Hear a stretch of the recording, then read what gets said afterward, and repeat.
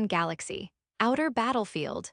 The battle between the Vermilion Bird star cluster and the Qianqi star cluster primarily broke out in this location, thanks to Gu Qijue's warning.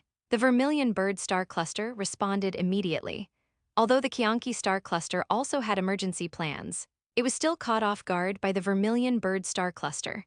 The battle that erupted here was even more intense than the one at the Bifeng battlefield. One side wanted to open a second battlefield here to exhaust the other. The other side, however, would stop at nothing to prevent the enemy from opening a second battlefield here, not allowing their schemes to succeed.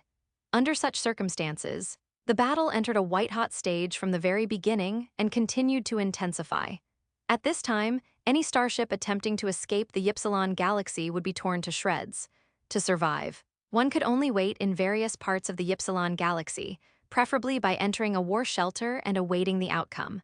Of course, if one has unique bones like Gu Qijue and can find special refuge spaces, they can also hide in various refuge spaces. But this kind of thing is obviously too difficult for most living beings. Without special means, they would simply be unable to discover the special spaces throughout the Ypsilon Galaxy. Gu Qijue is different from these people. He has the Infinite Engine and the Golden Lion King treasure map. With these two major advantages, he can very easily find things that others cannot. Gu Qijue has no immediate plans to change his base, but his war beast, the Bone Prison Hound, has already been dispatched to gather intelligence. The Bone Prison Hound is a powerful F-rank 9th-tier peak warrior. As long as it doesn't get caught in the battlefield, sending it to gather intelligence is clearly not a problem. While the Bone Prison Hound went out to gather intelligence, Gu Qijue was patiently using the Infinite Engine to decipher the Golden Lion King's treasure chest password. It actually takes half a day to decipher the password of this treasure chest. When using the Infinite Engine to decipher the password of the third Golden Lion King treasure chest, even Gu Qijue was somewhat astonished. He spent 40 minutes deciphering the first treasure chest, obtaining an interstellar fleet including 20 F-rank top-tier starships.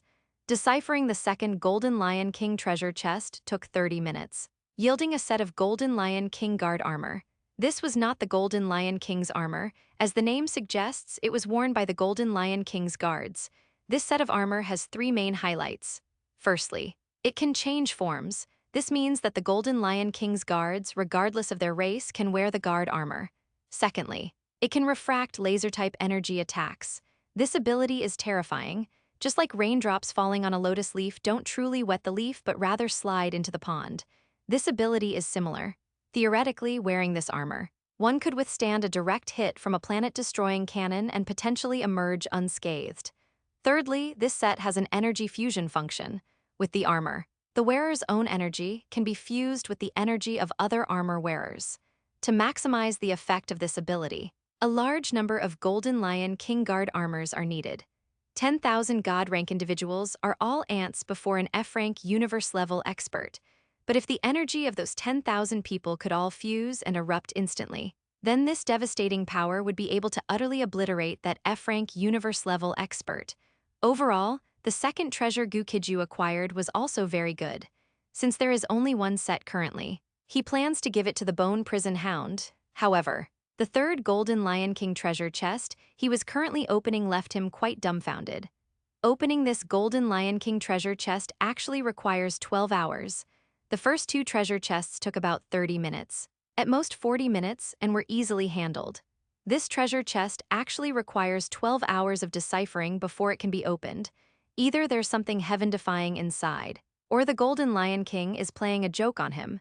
It's possible this is just an empty treasure chest, and the difficulty of opening it is terrifyingly high. Others without the Infinite Engine would find it incredibly difficult to open such a treasure chest after obtaining it. If, after countless hardships and efforts, they finally open an empty treasure chest, it would absolutely infuriate them to death. Gu Qijue rubbed his chin, contemplating whether to open other Golden Lion King treasure chests first or take a gamble. After a moment of thought, he made up his mind. I'll gamble, anyway. He wouldn't be leaving this place for other areas anytime soon. In that case, spending 12 hours to see what the Golden Lion King put in the treasure chest is acceptable. Just as Gu Qijue made up his mind to continue opening this treasure chest, the Bone Prison Hound rushed in, flustered. Your Excellency, the head of state, something bad has happened. Gu Qijue immediately asked, what happened? The the bone prison hound dared not delay, and at a rapid pace, it told Gu Qijue everything about the situation outside. Your Excellency, the head of state, the war has expanded. Besides the Qianqi star cluster, the Black Prison star cluster has also joined this war. Currently, the Vermilion Bird star cluster is facing attacks from two star cluster-level civilizations, the Black Prison star cluster and the Qianqi star cluster. Most of the entire Ypsilon galaxy has become a battlefield. It's very dangerous to stay in this place. We should find a way to evacuate. The Bone Prison Hound did not know the power of the positioning teleportation star chart in Gu Qijue's hands. It thought that this treasure would also be affected by spatial disturbances and unable to teleport out. In fact, if Gu Qijue wanted to escape, he could do so at any time. So even if the outside world was fighting fiercely, he remained as steady as a mountain, not panicking at all. After the Bone Prison Hound finished speaking, Gu Qijue threw the Golden Lion King Guard armor to it. You study this armor carefully, I'll go out and take a look. With that, Gu Qijue's figure moved and disappeared into the subspace. Although the Bone Prison Hound was somewhat worried about his safety, it still obeyed orders and began to study the Golden Lion King Guard armor. 269, a critical battlefield. Cluster leader requests communications. When Gu Qijue arrived outside, he saw that the entire Ypsilon galaxy had fallen into chaos. Large numbers of starships rushed in from all directions, then engaged in fierce firefights in midair. Boom, boom, boom, dazzling blue laser cannons, as well as red and other colored and shaped laser cannons, continuously streaked across the sky. Many civilian starships prematurely took off, attempting to escape. Without exception, they were all blown to pieces by tracking missiles. Due to a technological gap, the jamming flares used by their starships couldn't even slightly affect the tracking missiles. Gu Qijue immediately informed the Vermilion Bird star cluster of the Qianqi star cluster's invasion. He had already made a great contribution to the Vermilion Bird star cluster.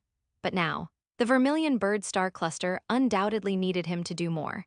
If he could use the positioning teleportation star chart to go near the spatial jump devices of the Qianqi star cluster and the Black Prison star cluster and destroy them, then the combat forces of the Qianqi star cluster and the Black Prison star cluster would not be able to continuously arrive. If he succeeded in this, he could clearly become an F-rank commander, leading an F-rank legion in combat.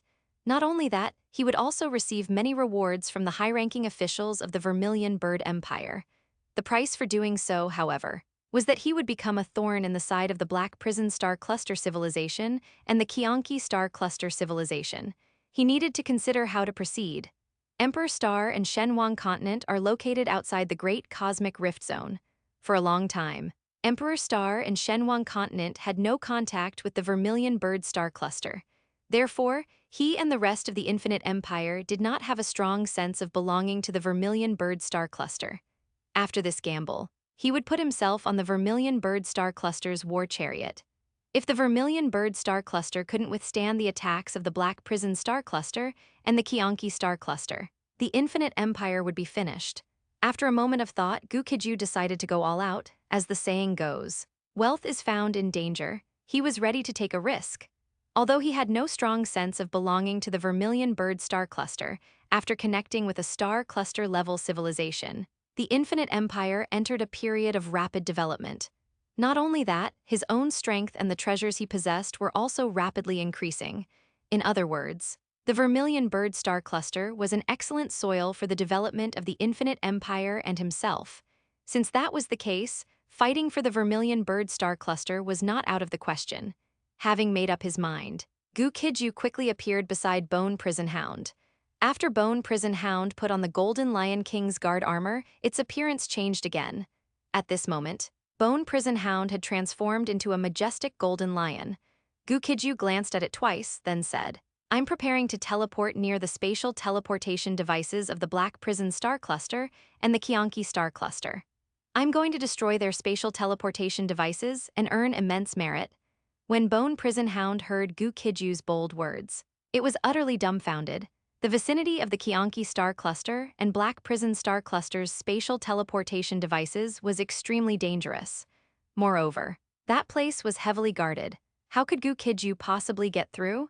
Even if Gu Qijue overcame all difficulties and accomplished the task, Then he would inevitably face a joint warrant from the Black Prison Star Cluster Civilization and the Qianqi Star Cluster Civilization. Two-star cluster-level civilizations, this was no laughing matter.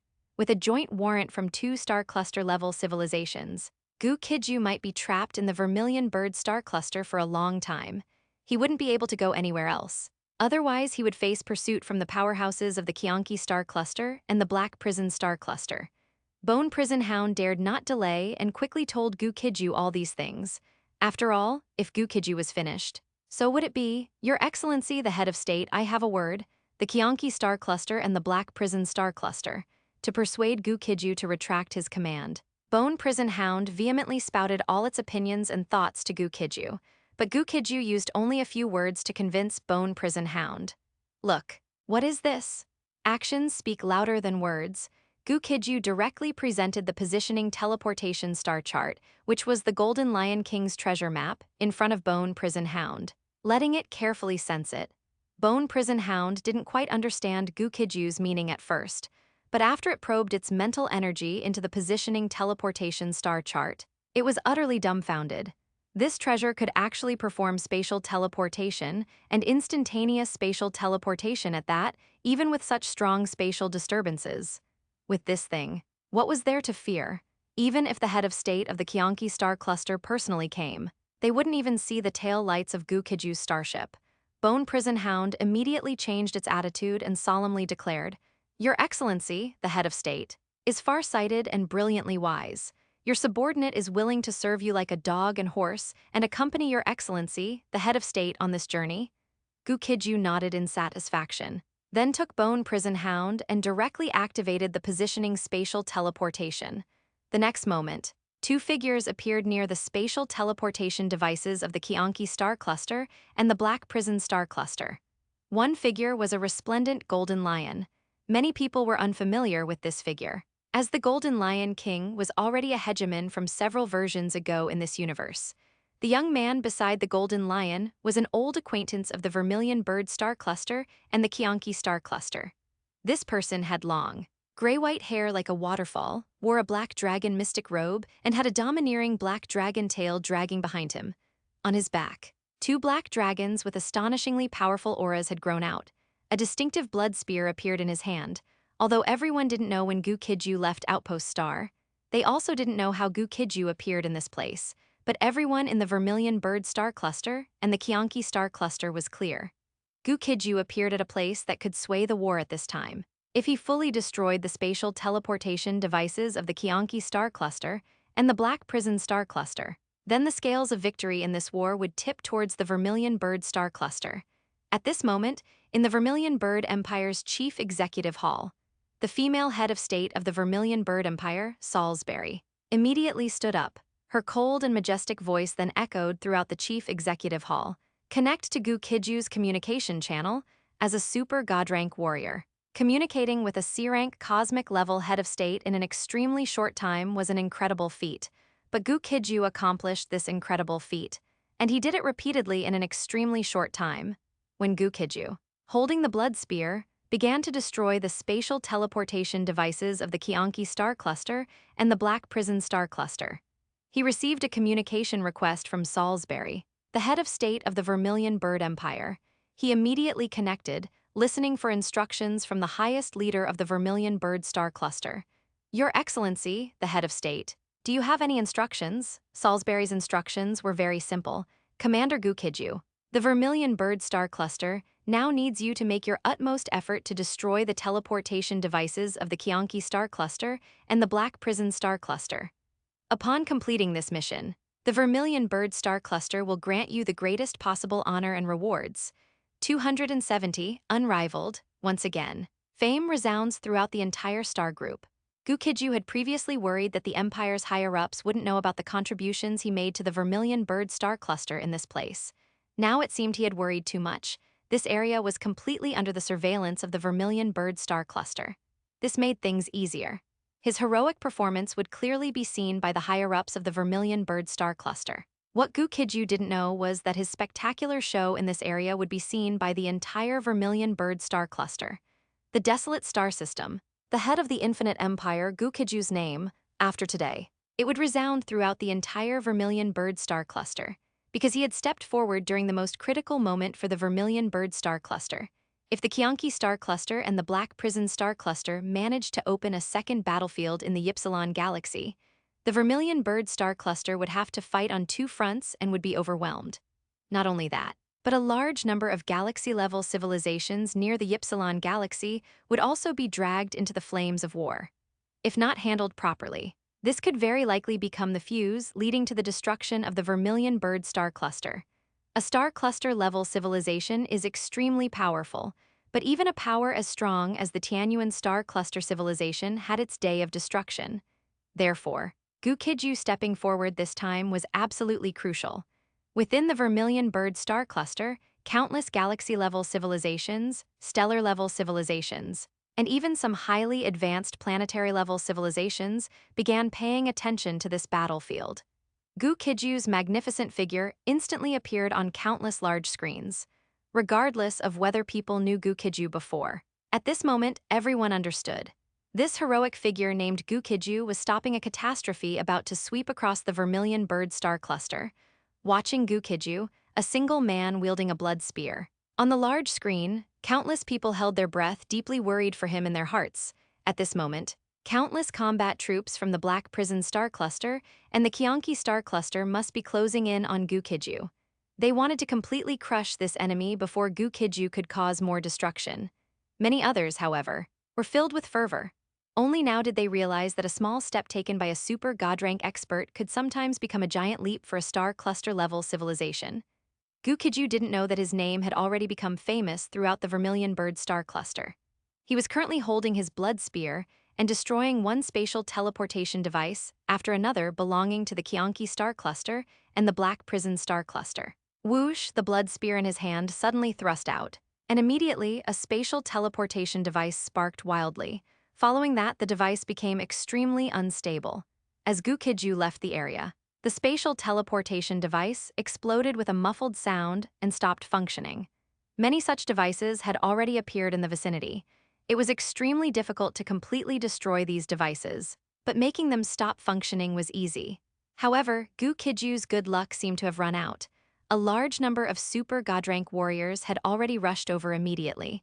In other places, a large number of F-rank warriors, and even E-rank cosmic-level warriors, were rushing toward this location. Naturally, all the combat troops of the Vermilion Bird star cluster, as well as everyone in the Ypsilon galaxy, were trying to delay the Qianqi star cluster's combat troops from providing reinforcements. Everyone now knew that Gu Qijue had appeared behind the Qianqi star cluster and the Black Prison star cluster using unimaginable means. As long as they held back the combat troops of these two great star clusters, Gu Qijue could cause as much destruction as possible in the rear. On the battlefield, it was extremely difficult to wipe out a legion belonging to a star cluster-level civilization. It certainly wouldn't be easy for Gu Qijue to achieve such a feat, but he could achieve it relatively easily indirectly right now. After he destroyed a spatial teleportation device, the combat troops of the Qianqi star cluster and the Black Prison star cluster, specifically, the combat troops of at least one legion, would be unable to quickly teleport to this battlefield via the spatial teleportation device. If Gu Qijue carried a device capable of reading spatial disturbance frequencies, he could even read out the current spatial disturbance frequency. Currently, the Vermilion Bird star cluster's combat troops could not directly teleport to the Ypsilon galaxy. However, Salisbury, the head of the Vermilion Bird star cluster, didn't believe Gu Qijue possessed such high-end equipment, so she didn't remind him. Her instruction to Gu Qijue was simply to continue destroying the spatial teleportation devices in this location. Gu Qijue hadn't thought of this point initially either. Although he hadn't thought of it, the Infinite Engine offered him a suggestion. The Infinite Engine has deciphered the current spatial disturbance frequency. Upload to the Vermilion Bird star cluster combat department. Seeing this prompt, Gu Qijue was slightly stunned, but he didn't do it immediately. Although he hadn't thought of this, he had heard of such high-end technology. While the Infinite Engine could handle this matter quickly, star cluster-level civilization technology might require 1 or 2 hours, or even half a day. If he uploaded this intelligence now, it would be difficult to explain. He could just upload this intelligence later when he couldn't hold on anymore. Gu Qijue had prepared a first fallback plan from the start. That was to use the positioning teleportation star map to escape directly at the critical moment. Afterward, he could say that he obtained a consumable teleportation-type treasure in the Protos ruins, and it had been used up. Since the Vermilion Bird star cluster couldn't possibly check him for the infinite engine and the spatial positioning star map, this excuse would let him slip through. The infinite engine's previous reminder gave him a second retreat path if the situation turned bad later. He would upload the deciphered spatial disturbance frequency to the Vermilion Bird star cluster combat department. The combat department would only need a moment to allow more experts from the Vermilion Bird star cluster to teleport over. Since he had made such massive contributions to the Vermilion Bird star cluster, the Vermilion Bird star cluster would clearly have to protect him. No matter what, Gu Qijue's judgment was correct. The higher-ups of the Vermilion Bird star cluster were currently figuring out how to rescue him. He had already made huge contributions to the Vermilion Bird star cluster and was continuing to do so. However, the experts of the Qianqi star cluster and the Black Prison star cluster were also reinforcing their forces at all costs. If this continued, he would eventually die in battle. Just like now, a large number of super God-rank warriors and some F-rank warriors had appeared around Gu Qijue. All of them let out shouts of battle, wanting to tear him to shreds. Kill him, quickly take him out, don't let him get near the spatial teleportation devices. The people of the Vermilion Bird star cluster are too despicable. They actually launched a sneak attack on the rear. Facing the chaotic noise around him, Gu Qijue turned a deaf ear. Wielding his blood spear, he continuously swept through the legions and slaughtered his way in all directions. While fighting these super god-rank ants, he was also looking for opportunities to destroy the spatial teleportation devices. The last time Gu Qijue annihilated the Qianqi star cluster's elite combat unit, the Blood Axe Legion, many people felt that the matter was extremely lucky, and he had only achieved great merit due to chance. At this moment, all the keyboard immortals of the Vermilion Bird star cluster shut their mouths, because Gu Qijue, in his super god-rank form, interpreted what it meant to be overwhelmingly invincible. 271, the Vermilion Bird Mech Force, codename Azure Edge. The first forces to appear around Gu Qijue were the logistics troops of the two great star cluster civilizations. Since they were the closest to Gu Qijue, they arrived first. Following the logistics troops, guard units were dispatched to hurry over. These guard units were specifically responsible for protecting the spatial teleportation devices, and they possessed immense strength. Normally, they would be the first to encounter enemies attempting to approach the spatial teleportation devices. But they never expected that Gu Qijue, using some unknown method, would appear directly next to the spatial teleportation devices. This caught all the members of the guard units completely off guard. For all of them, the enemy this time appeared in the least likely place. Compared to the logistics troops, who were generally super god-rank warriors, the guard units were undoubtedly much stronger. Gu Qijue looked around and saw nothing but F-rank cosmic warriors. However, his tactic of launching a surprise attack on the spatial teleportation devices of the two great star cluster-level civilizations still caught the enemy off guard. The E-rank cosmic-level warriors already deployed on the battlefield could not retreat quickly at this moment. As such, the biggest challenge Gu Qijue currently faced was only the F-rank cosmic warriors. In his second combat form, Gu Qijue's strength was also F-rank cosmic level. If he didn't encounter a large number of F-rank cosmic level peak experts or E-rank universe level experts, he could continue fighting. If he entered his third combat form or fourth combat form, even ordinary E-rank universe level experts wouldn't be able to do much to him. But since he had become a thorn in the side of the Qianqi star cluster civilization and the Black Prison star cluster civilization, hiding his strength was clearly necessary. When the enemy believed his maximum combat power was only F-rank, he could deliver a devastating blow. Although most of the E-rank experts from the two great star cluster level civilizations were deployed on the front lines. However, facing the sudden situation in the rear, both sides still arranged for a large number of E-rank experts to return for support. As E-rank universe-level experts gradually began appearing on the periphery of the emerging battle group, Gu Qijue uploaded the decoded spatial disturbance frequency to the Star Cluster Command Department. Then, wave after wave of powerful spatial teleportation fluctuations began appearing nearby. The Vermilion Bird Star Cluster clearly had many experts and numerous combat units already waiting in full readiness. As soon as the spatial disturbance frequency was accurately analyzed, they would immediately enter the battlefield to participate in the fighting. Buzz, massive spatial teleportation light pillars appeared around Gu Qijue. When this scene appeared, Qianqi star cluster and Black Prison star cluster knew the tide had turned against them. Many people from the Vermilion Bird star cluster, however, breathed a sigh of relief for Gu Qijue. Since the Vermilion Bird star cluster's elite combat units arrived in time, he was saved, but everyone clearly wouldn't realize that the spatial disturbance frequency covering this area was decoded and uploaded by Gu Qijue. This time, he successfully rescued himself. The arrival of the Vermilion Bird star cluster's elite combat units left no doubt about the outcome of this war. The Qianqi star cluster originally wanted to replicate their success at the Bifeng battlefield, but without a doubt, their operation this time could only end in failure. A warrior wearing crimson mecha soon appeared in front of Gu Qijue. "Commander Gu, hello, I am an E-rank warrior from the Vermilion Bird Mecha Corps. Codename Azure Blade. I have been ordered by Your Excellency, the head of state, to escort you to the imperial capital of the Vermilion Bird Empire." The Vermilion Bird Mecha Corps is the most elite combat unit in the Vermilion Bird Star Cluster. Every one of them is the elite of the elite. The ace of aces, although their numbers are small. No one doubts their combat capability. The Vermilion Bird Mecha Corps only takes orders from the head of state of the Vermilion Bird Star Cluster.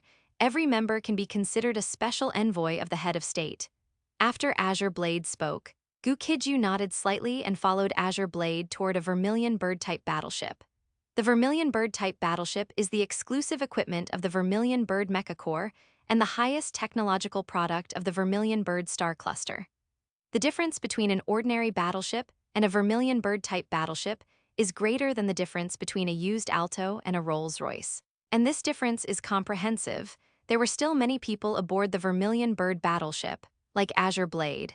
They were entirely encased in nanite mecha. These people normally referred to and communicated with each other using codenames, and their true identities were known only to the head of state of the star cluster and a very few others. The Vermilion Bird battleship slowly activated in the cosmic starry sky, and then began its spatial jump. After several spatial jumps, Gu Qijue and Azure Blade's group arrived at the Vermilion Bird Empire headquarters, located on Vermilion Bird Star. Afterward, Gu Qijue followed Azure Blade's party, using a spatial teleportation device to enter the imperial capital of the Vermilion Bird Empire. This was a city built in the sky. The entire city was constructed using very special materials. It was not only sturdy, possessing extreme defensive power, but also very beautiful. Under the escort of the Vermilion Bird Mecha Corps, Gu Qijue easily entered the imperial palace of the Vermilion Bird Empire. Salisbury, the head of state of the Vermilion Bird Empire, and concurrently the head of state of the Vermilion Bird Star Cluster, along with the high-ranking dignitaries of the Vermilion Bird Star Cluster, received Gu Qijue in the Vermilion Bird Hall. At this moment in the Vermilion Bird Hall, the female head of state of the Vermilion Bird Star Cluster, 5 vice heads of state, and over 20 cabinet dignitaries were all present. Gu Qijue had previously had a video call with head of state Salisbury, but this time, it was the first time he had met the Star Cluster head of state in person. The Vermilion Bird Star Cluster group contains a large number of galaxy-level civilizations. However, the leaders of the vast majority of galaxy-level civilizations have never been received individually by the Star Cluster head of state. This time, Gu Qijue established enormous merit for the Vermilion Bird Star Cluster. Therefore, not only was he received by the head of state, but all the high-ranking dignitaries of the Vermilion Bird Star Cluster were present. After Gu Qijue entered the Vermilion Bird Hall, Salisbury's uniquely cool and clear voice began echoing throughout the hall. "Commander Gu Qijue, during this invasion of the Vermilion Bird Star Cluster by the Qianqi Star Cluster and the Black Prison Star Cluster, you made an immense contribution to the Vermilion Bird Star Cluster.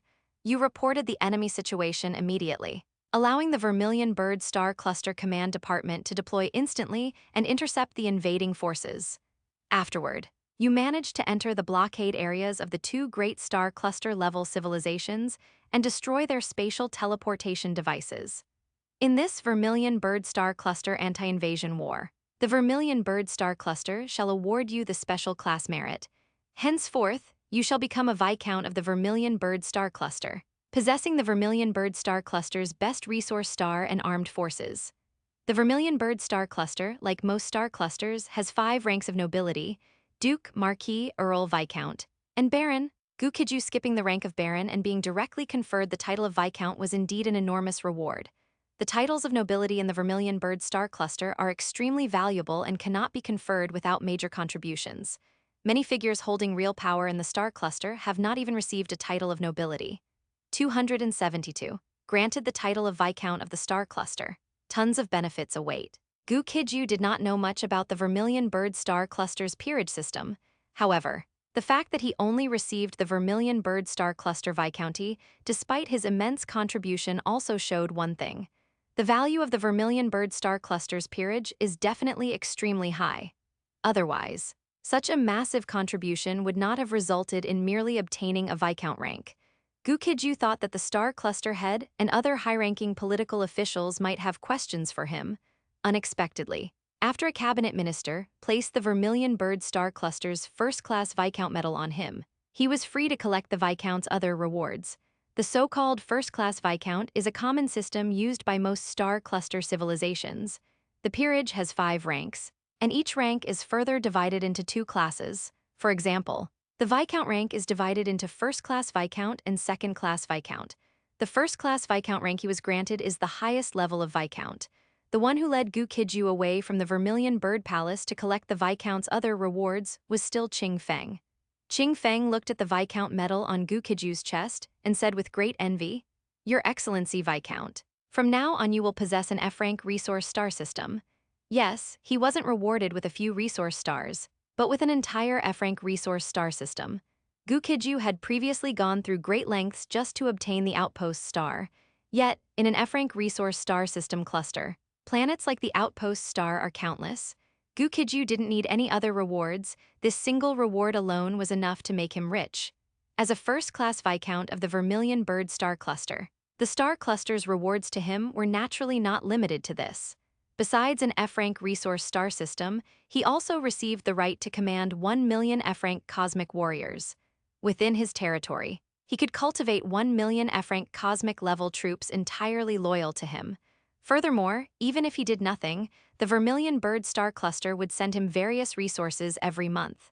In short, after gaining a peerage in the Vermilion Bird star cluster, one could retire immediately and enjoy life. As long as the Vermilion Bird star cluster does not collapse, one can continuously enjoy the privileged life it offers. Of course, when the star cluster enters a state of war, these nobles must immediately join the fight. Led by Qing Feng, Gu Qijue arrived at a large hall to claim his Viscount entitlements. The resource star system he received this time was very interesting. This resource star system is called the Klein Galaxy, and it is located right next to the Ypsilon Galaxy. Besides an entire resource star system, he gained the right to command 1 million soldiers. These 1 million soldiers are all F-rank cosmic warriors. Gu Qijue can directly command these people in battle after passing the required training and assessment. Alternatively, he can recruit and cultivate such an army himself.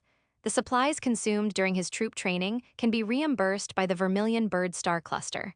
Furthermore, he received a large number of fleets, including battleships, transport ships, and other functional starships. Not only these starships, but he also received a large quantity of various weapons and equipment, even if he had nothing before. The rewards he received this time could make him a top-tier galaxy-level civilization ruler. Gu Qijue already possesses the Desolate star system, and he temporarily has no plans to move the Infinite Empire headquarters to the Klein Galaxy. After receiving the rewards, he immediately made plans for the Klein Galaxy in his mind. That resource star system will have 2 functions in the future. One function is troop training, and the other is to provide various resources for the development of the Infinite Empire and the Outpost star. The Qianqi star cluster and the Black Prison star cluster were able to invade the Ypsilon Galaxy this time. Next time, the enemy might well invade the Klein Galaxy. In comparison, the Desolate star system is relatively safer. After claiming all the items belonging to a first-class Viscount, Gu Qijue followed Qing Feng and left the imperial capital. He currently had no intention of lingering in the imperial capital. He needed to return for a meeting. Having gained so many benefits this time, he needed the Infinite Empire to act quickly and fully absorb these advantages. On the Outpost star, the people of the Infinite Empire were already waiting for Gu Qijue's return. Gu Qijue's great feat this time had made both him and the outpost star famous throughout the entire Vermilion Bird star cluster, while the Vermilion Bird battleship escorted him back to the outpost star. Virtually all the high-ranking officials of the Infinite Empire who could attend had arrived, escorting Gu Qijue back to the outpost star. Qingfeng said, "Your Excellency Viscount, I hope to continue serving you next time." Gu Qijue politely replied, "You've worked hard." Qingfeng shook his head slightly, then returned to the Vermilion Bird battleship. On the outpost star side, Jai Tianyu, Dai Qi, Zai Ling, Jai Yinyu, and the rest of the crowd looked at Gu Qijue curiously. Outsiders only knew that Gu Qijue had received an audience and rewards from the Vermilion Bird star cluster head. Everyone was clearly curious about what kind of rewards Gu Qijue had obtained this time. Facing everyone's gaze, Gu Qijue did not keep them in suspense but said directly, "Gather all high-ranking officials and proceed to the Infinite Empire Supreme Council Hall for a meeting." He had gained massive benefits this time, and he needed everyone to digest them together to rapidly enhance the entire Infinite Empire. No matter how powerful the elite forces of the Vermilion Bird star cluster were, they couldn't be considered entirely his own people. Only the Infinite Empire's own foundation was the most reliable, even if it was difficult. Gu Qijue hoped that those 1 million F-rank cosmic warriors would all be core members of the Infinite Empire. However, it was clearly very difficult to cultivate so many F-rank core members in a short period. After Gu Qijue's order was issued, all the god ranks, all the super god ranks, and some outstanding demigods of the Infinite Empire rushed to the Outpost Star's Supreme Council Hall in a very short amount of time. Returning to his own territory, Gu Qijue completely relaxed. Possessing the positioning teleportation star cluster, he wasn't actually in much danger outside. Regardless, it was clearly more comfortable to return to his own territory. Once everyone had arrived, Gu Qijue immediately began discussing the benefits he had acquired and the Infinite Empire's next steps. This time, I established an enormous merit for the Vermilion Bird star cluster. The Vermilion Bird star cluster head, Your Excellency Salisbury, granted me the reward of Vermilion Bird star cluster Viscount. This reward grants me a complete F-rank resource star system, as well as the quota to command 1 million F-rank cosmic warriors. Rewards for other various devices, weapons, and equipment are countless. The Infinite Empire needs to do two things next. First, mine resources in the Klein Galaxy to develop and construct the Infinite Empire headquarters and the Outpost Star. Second, cultivate F-rank cosmic warriors by leaps and bounds, regardless of the cost. Gu Qijue's words echoed throughout the Supreme Council Hall. All attendees were completely dumbfounded. The rewards Gu Qijue received this time clearly exceeded their imaginations. 273, Klein Resource System, the Fuhra's Charisma, Vice Head of State Dai Qi was considered relatively mature and steady, while others were still in a daze. He had already recovered from his shock. He asked, somewhat uncertainly, "Your Excellency, the Head of State, you received an F-rank resource star system as a reward?" He emphasized the words star system heavily. After all, even a single F-rank resource star was extremely precious. A star system contains hundreds of millions of resource stars of various ranks. Since it was an F-rank star system, it must contain a large number of F-rank resource stars. This question not only needed confirmation from Vice Head of State Dai Qi, but also from everyone present. Under countless gazes, Gu Qijue nodded with certainty. Yes, it's an F-rank star system. Everyone can also share their thoughts on how to utilize the Klein Resource Star System. Although Gu Qijue already had many ideas in mind, the people present here were the most elite group in the Infinite Empire. With everyone putting their heads together, they might come up with even better ideas. This time, Jai Tianyu was the first to speak. She asked a question, "Your Excellency, the Head of State, why not move the Emperor Star headquarters to the Klein Galaxy? The Desolate Star System is a very low-rank star system. It can only be considered a god rank or super god rank star system, and not a super god rank resource star system. After the Great Cosmic Rift, it was originally a desolate land with few resources." Gu Qijue had already considered this question. After Jai Tianyu asked, he answered without hesitation, "The Klein Resource Star System is located next to the Ypsilon Galaxy. Although it's still unknown why the Ypsilon Galaxy became a secret target for the Qianqi Star Cluster and the Black Prison Star Cluster's attack, but the Klein Galaxy, located next to the Ypsilon Galaxy, is not safe. This resource star system can only be used to train soldiers and provide resources for the development of the Infinite Empire's headquarters and the Outpost Star. With Gu Qijue's explanation, everyone naturally understood what was happening. Vice Head of State Gu Qijue quickly continued, saying, "So, Your Excellency, the Head of State, you mean for us to discuss how to best develop and utilize the Klein Resource Star System?" Gu Qijue nodded. "Exactly, that's what I mean." Upon hearing this, everyone in the Supreme Council Hall fell into contemplation. It was no problem for them to develop a corporation or manage a planetary civilization, but asking them to consider how to utilize the resources of an entire star system required serious thought, although that entire resource star system now belonged to Gu Qijue. The mining, transportation, and use of resources were all part of a series of tedious processes. It required meticulous and comprehensive consideration to come up with a relatively good plan. While other important figures were still deliberating cautiously, a demigod slightly flustered pressed the application for speech. Gu Qijue's gaze then turned to this demigod. The demigods who could be in the Supreme Council Hall were the most outstanding group among all demigods in the Infinite Empire. These people should be supremely confident and sharp-witted. However, this demigod was clearly somewhat introverted and timid, even as a demigod, when being watched by Gu Qijue and other important figures. He was so nervous he almost couldn't speak. Gu Qijue smiled at this demigod and asked, "Do you have any suggestions?" Gu Qijue nodded earnestly upon hearing this. Then he took a deep breath, calming his nervous yet excited emotions. After steadying himself, he finally spoke his thoughts. "Your Excellency, the Head of State, I believe the Klein Resource Star System does not need us to develop it ourselves. The current Infinite Empire is in its nascent stage. Even if we go all out, it would be difficult to rapidly develop and utilize the resources of an entire resource star system. Currently, the Qianqi star cluster and the Black Prison star cluster have both shown hostility towards the Vermilion Bird star cluster. Since the Infinite Empire is firmly on the Vermilion Bird star cluster's war chariot, it should spare no effort to enhance its overall strength." When Gu Qijue first spoke, many people in the Supreme Council Hall were dismissive.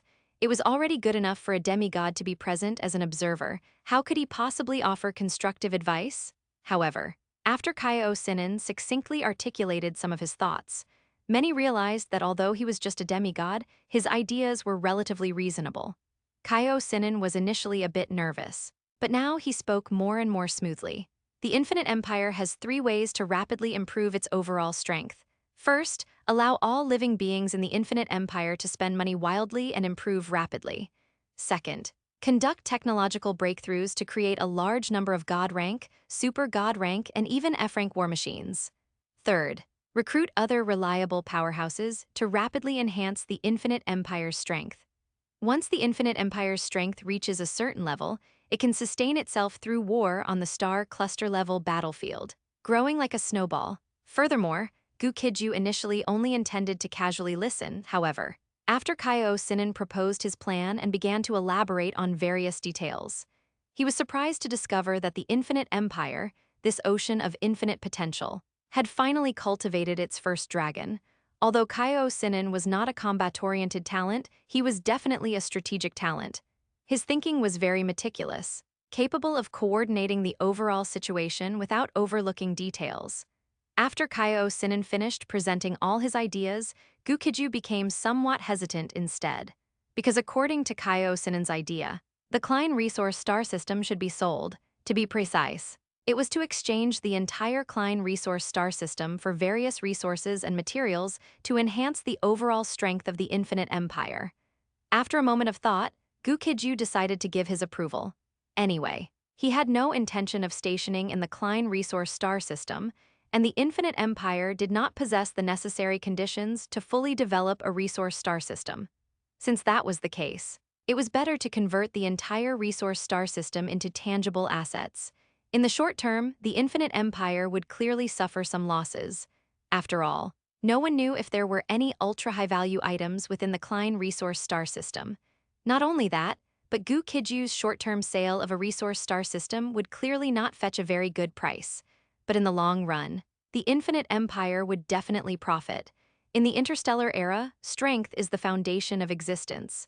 As long as one's own strength is strong enough, if resources are lacking, one can even engage in a few highly profitable ventures. This Supreme Council meeting of the Infinite Empire left a deep impression on everyone with Gu Qijue's grandeur and boldness. and Kaiou Sinin's wisdom and strategy. As a talented individual nurtured by the Infinite Empire, Kaiou Sinin was also summoned by Gu Qijue after the meeting. 274, the Shadow Galaxy, the Shadow Emperor's murderous intent in the interstellar era. Talent is more important than ever before. Whether it's scientific research talent, combat talent, or strategic talent, they are all the most precious assets of an organization. Gu Qijue had never paid attention to Kaiou Sinin before. Those who entered his field of vision were basically combat talents. Whether it was Dai Qi, Jai Tianyu, or Xiling, they were all top powerhouses at a certain period during the Infinite Empire and Emperor Star eras. Being summoned alone by the highest leader of the Infinite Empire, Kaiou Sinin was very flustered and nervous. Greetings. Your Excellency, the head of state. Upon arriving at the chief executive hall, Kaiou Sinin saluted nervously. Gu Qijue noticed his nervousness and immediately said, "There's no need to be afraid. In the Infinite Empire from now on, you can relax a bit." Kaiou Sinin respectfully nodded upon hearing this. Yes, although he took Gu Qijue's words to heart, his personality clearly couldn't change in a short time.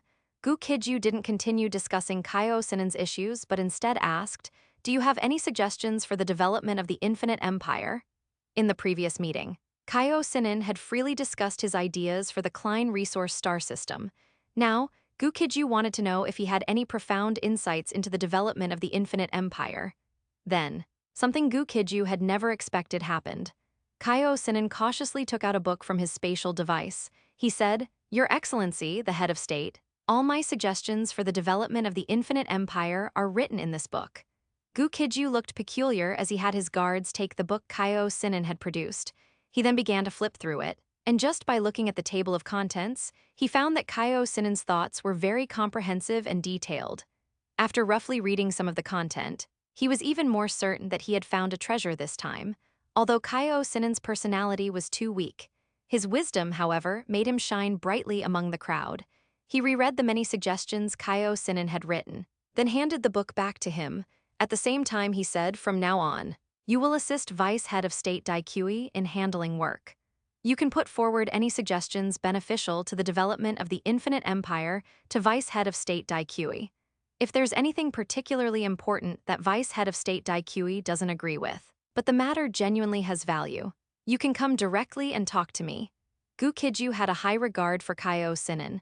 As the head of state of the Infinite Empire, his job was to appoint people based on their abilities, not to focus on their shortcomings. Kaiou Sinin was extremely excited at this moment. Although he had many ideas, he was always unsure if he could gain the head of state's trust. After all, those who had been highly regarded by the head of state in the past all had outstanding combat power, and what he was least skilled at was combat. He truly hadn't expected that someone like him, purely a strategic type, could also be given importance. Although he was introverted, since he had gained the head of state's trust, he would dedicate all his wisdom and talent to his work. After meeting Kaiou Sinin, Gu Qijue began to consider what to do next. He had now offended the Black Prison Star Cluster and the Qianqi Star Cluster, so continuing to go out was clearly dangerous. Within the Vermilion Bird Star Cluster, there might be hidden agents from those two star clusters waiting to act against him. However, staying on Outpost Star would clearly also waste time. The rewards obtained from fighting in conventional battlefields held no attraction for him. He had the positioning teleportation star chart left by the Golden Lion King, and the gains from treasure hunting would be greater than those from most other activities. But before starting his next operation, he decided to lie low for a few days to digest the resources and various treasures he possessed. Moreover, he hadn't opened all the Golden Lion King treasure chests he had previously obtained. At the same time, in the Shadow Galaxy, on a starship of the Qianqi Star Cluster, Smith slowly descended the gangway. Smith was one of the heads of the Qianqi Star Cluster's secret warfare department, and his work was largely covert. It mainly involved assassination and espionage. This time, Smith came to the Shadow Galaxy, hoping to reach an agreement with the Shadow Emperor, to have the Shadow Emperor dispatch the most suitable person to assassinate Gu Qijue. Gu Qijue had ruined the good deeds of the Qianqi Star Cluster and the Black Prison Star Cluster, and the high-ranking officials of both sides did not wish for him to live. Smith had not traveled far on Shadow Star, the main planet of the Shadow Galaxy, when he was enveloped by a surge of shadow energy. Everything around him plunged into complete darkness. He himself felt as if he was in an boundless, infinite darkness. Although Smith couldn't see the Shadow Emperor, he knew that the Shadow Emperor lived in this space. The Shadow Emperor's deep voice also echoed in the dark space. "Mr. Smith, what brings you here?" Upon hearing this, Smith said without hesitation, "I would like to ask Your Excellency, the Shadow Emperor, to dispatch the Shadow troops to kill someone." The Shadow Emperor smiled and asked, "Kill whom?" Smith took out a crystal card and tossed it up. The crystal card quickly vanished in the darkness, soon appearing on the device in front of the Shadow Emperor. The Shadow Emperor took a quick look and understood who Smith wanted to kill. That was a super God rank warrior who could elevate to F rank using a secret technique. In other words, the opponent was at most an F rank warrior. The Shadow Emperor immediately said, "I can help you kill this person, but I need a drop of Qianqi sacred blood." Qianqi sacred blood is a unique treasure of the Qianqi star cluster. The Qianqi star cluster is different from most other star clusters. The vast Qianqi star cluster was formed after the death of an incredibly terrifying Qianqi. The size of this Qianqi, as well as the energy it contained, was extremely terrifying. In some creation myths, when powerful beings die, their eyes transform into the sun and moon. That is, a star and a planetary moon. This powerful being clearly had eyes of different sizes and a very severe case of it. Of course, this is just one version of the creation myth. The Qianqi star cluster is different, the entire star cluster. Hundreds of billions of stars, and most of the other matter in the star cluster. All of it was formed by the self-explosion that occurred when a Qianqi died. After countless ages, most of the matter that constituted the Qianqi has evolved into ordinary matter.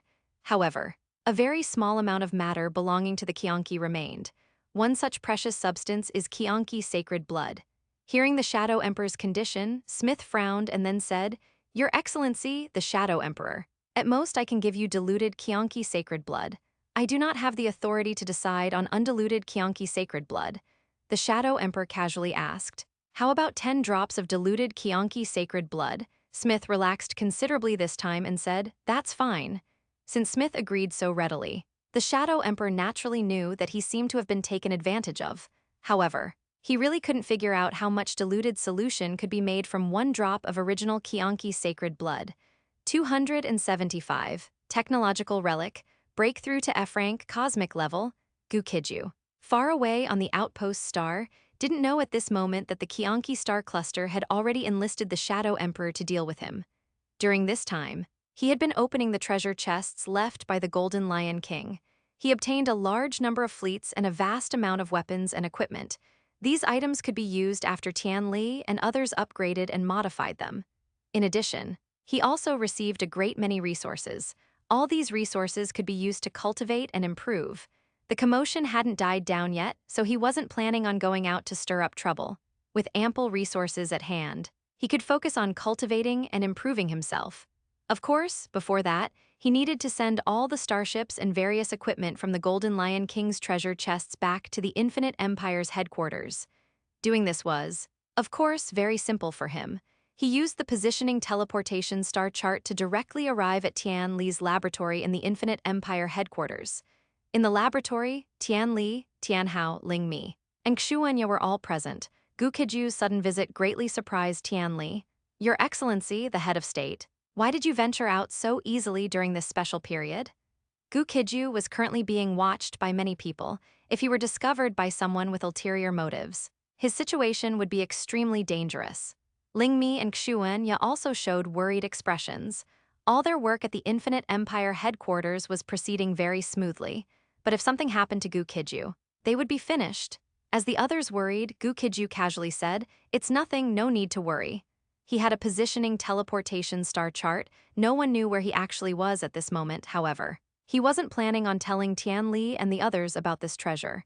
He casually took out a spatial storage device and handed it to Tian Li. Tian Li asked with curiosity, "Your Excellency, the head of state, what is this?" Gu Qijue casually said, "It contains many things left by the Golden Lion King. You can upgrade and modify them on the production line, then send them to the outpost star." Others might not recognize the Golden Lion King, but Tian Li and the others were all well-read with extensive knowledge. At this moment, everyone looked at Gu Qijue with surprise. They truly hadn't expected Gu Qijue to even obtain the technology left behind by the Golden Lion King. even though the era of the Golden Lion King had passed a long time ago. The strength of technological advancement depends on how many talents are invested and how much time and effort are put into exploring technology. During the Golden Lion King's reign, the Golden Lion King supercluster was filled with talented individuals.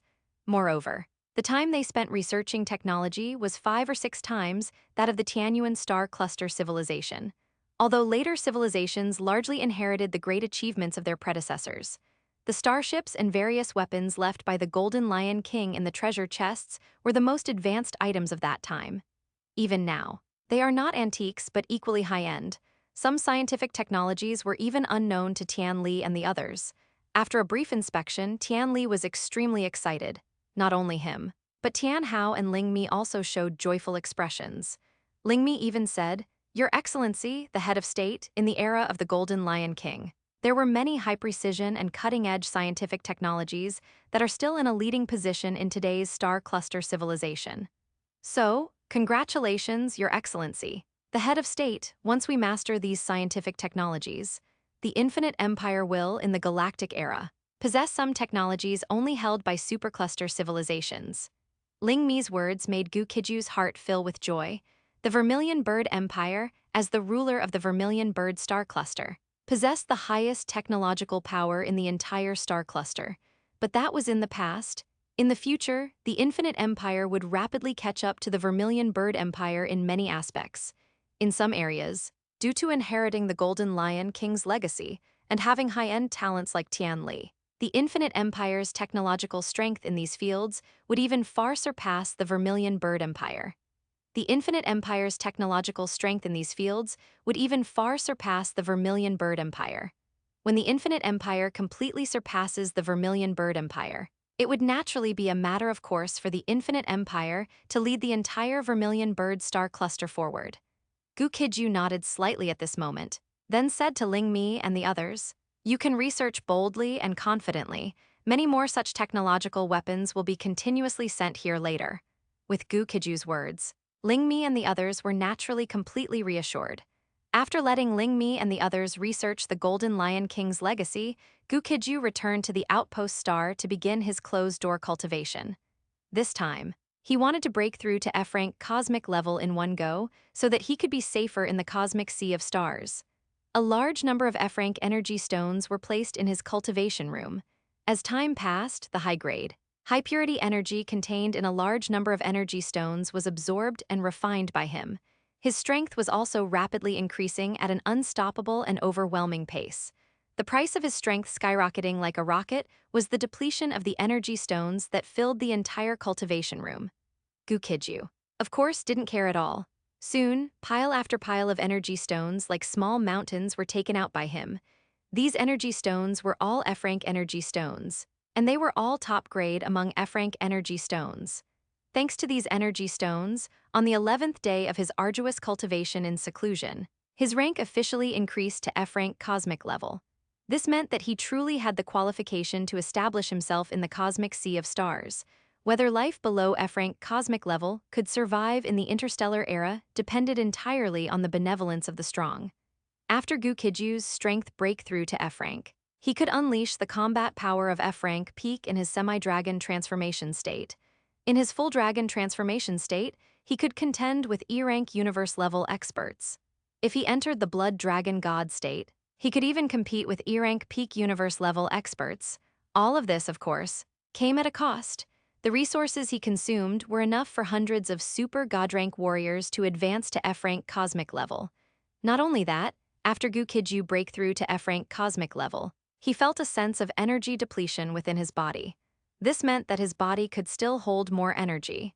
Gu Qijue didn't stint on energy stones. He simply took out all the energy stones he had and began to absorb these high-grade, high-purity energies. As a continuous stream of energy poured into his body's sense of energy depletion gradually disappeared, replaced by an unprecedented feeling of power. This also meant that his previously accumulated reserves were now mostly consumed. His formidable combat power was clearly supported by a vast amount of resources. Fortunately, he possessed so many resources. Otherwise, his desire to cultivate and improve would be an incredibly difficult task. With his cultivation finished, Gu Qijue prepared to go out and continue searching for the treasures left by the Golden Lion King. If there were other opportunities to obtain a large amount of resources, he would also consider them. Before making a decision, he checked the Vermilion Bird Star Cluster's communication channel. Then he discovered that the current hot topics in the Vermilion Bird Star Cluster were almost all related to him.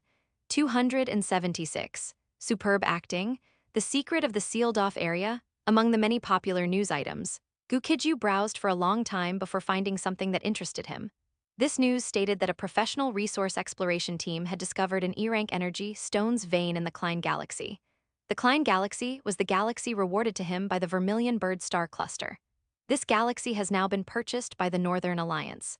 The Northern Alliance is composed of more than 60 galaxies in the northern region of the Vermilion Bird Star Cluster. These 60-odd galaxies are dominated by the Big Dipper God race. After the Big Dipper God race and the Northern Alliance bought the Klein Galaxy, they developed it themselves while also profiting in all forms, whether individual or collective. One only needs to pay a certain fee to enter the Klein Galaxy and explore for a period. The professional resource exploration team mentioned in this news entered the Klein Galaxy this way and became rich overnight. Each person only needs to pay 100,000 F-rank energy stones to enter the Klein Galaxy and explore for 30 days. Any gains in the Klein Galaxy belong to the individual. 1 E-rank energy stones can be exchanged for 100 F-rank energy stones. The estimated harvest of that professional exploration team will exceed 100,000 E-rank energy stones. This means they would gain a fortune of 10 million F-rank energy stones from one job. As soon as this news came out, it immediately caused a gold rush in the Vermilion Bird Star Cluster. Many individuals and groups entered the Klein Galaxy. However, this news alone could not make Gu Qijue decide to go to the Klein Galaxy. He took out the Golden Lion King's treasure map and began to examine it carefully. Only after confirming that the Golden Lion King also had 2 treasure locations in the Klein Galaxy did he decide to make a trip there. However, he couldn't go openly. He needed to disguise himself with demonic power. This time, Gu Qijue went to the Klein Galaxy with the Bone Prison Hound, under the disguise of his demonic power. The Bone Prison Hound transformed into a bone dragon, while he became a swordsman in a large black cloak. After arriving at the Klein Galaxy, using the positioning teleportation star chart, Gu Qijue and the Bone Prison Hound went to queue up for tickets. Both he and the Bone Prison Hound displayed the powerful aura of an F-rank cosmic level expert. This made the surrounding God rank and super God rank beings look at them with awe. Although other F-rank universe level experts came to invite Gu Qijue to explore the Klein Galaxy together this time, Gu Qijue rejected all of these invitations. After he and the Bone Prison Hound paid 200,000 F-rank energy stones, they entered the Klein Galaxy. After entering the Klein Galaxy, Gu Qijue realized that selling this resource galaxy was a very correct decision. This galaxy might have many resources, but the difficulty of mining them was extraordinarily high. Many resources were deeply buried underground or located in deep-sea trenches. Ordinary equipment simply couldn't extract these resources. Some resources, even if they could be extracted, had extraction costs that exceeded their profits. This led to many areas being surveyed and found to contain resources, but no one extracted them. To use these resources, more advanced equipment was needed. However, most galaxy-level civilizations, and even star cluster-level civilizations, did not possess such advanced resource collection equipment. What Gu Qijue didn't know was that almost all resource galaxies had similar situations. Most resource galaxies only collected easily accessible resources, leaving others untouched for the time being, waiting for technological breakthroughs before mining them.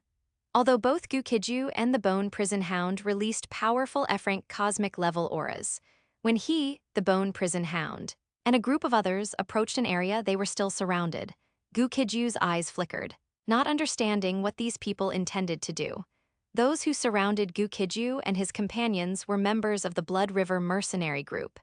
An F-rank universe-level expert beside him looked at the Blood River Mercenary Group members and asked, "What do you mean?" The person in charge of the Blood River Mercenary Group here was Bai Beifeng, facing everyone's questions. His answer was very simple: "The area ahead has been occupied by our Blood River Mercenary Group. You cannot pass." The woman beside Gu Qijue, who had spoken earlier, said angrily, "All of us can explore the resources of the Klein Galaxy. Why can't we pass?" Bai Beifeng sneered at her words and did not answer. He couldn't answer that question, but he could stop Gu Qijue and the others from moving forward.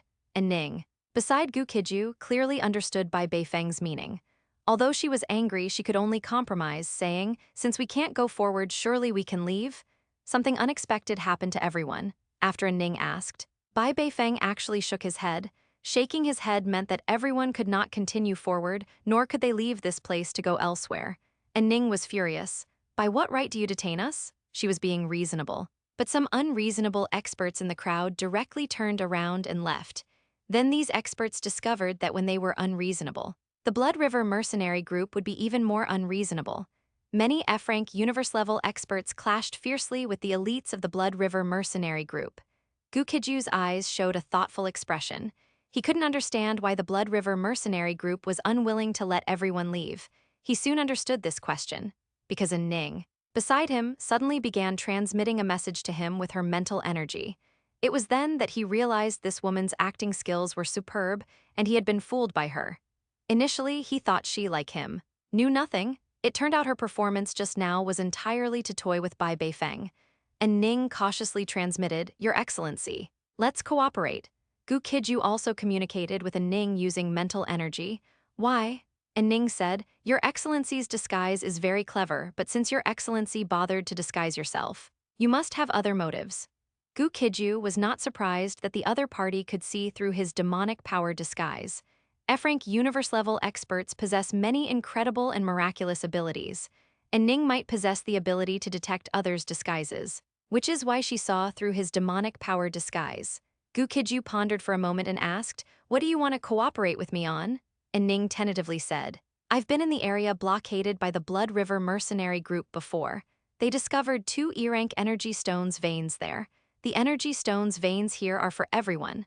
As long as we make this news public, we can fish in troubled waters. But we need to escape from here first to send out the message." Hearing her say that, Gu Qijue also noticed that communication in this area was blocked. Clearly, the Blood River mercenary group had also discovered that outsiders had learned their secret, so they took action. Unable to find Ning, they simply intercepted everyone. "Beginning of the month, please give me some monthly votes." 277, brilliant idea. They were taken away by the mercenary group. Gu Qijue was very interested in E-rank energy stones. Energy is always hard currency, let alone E-rank energy stones. He was interested in even some top-tier F-rank energy mines, or massive quantities of ordinary F-rank energy mines.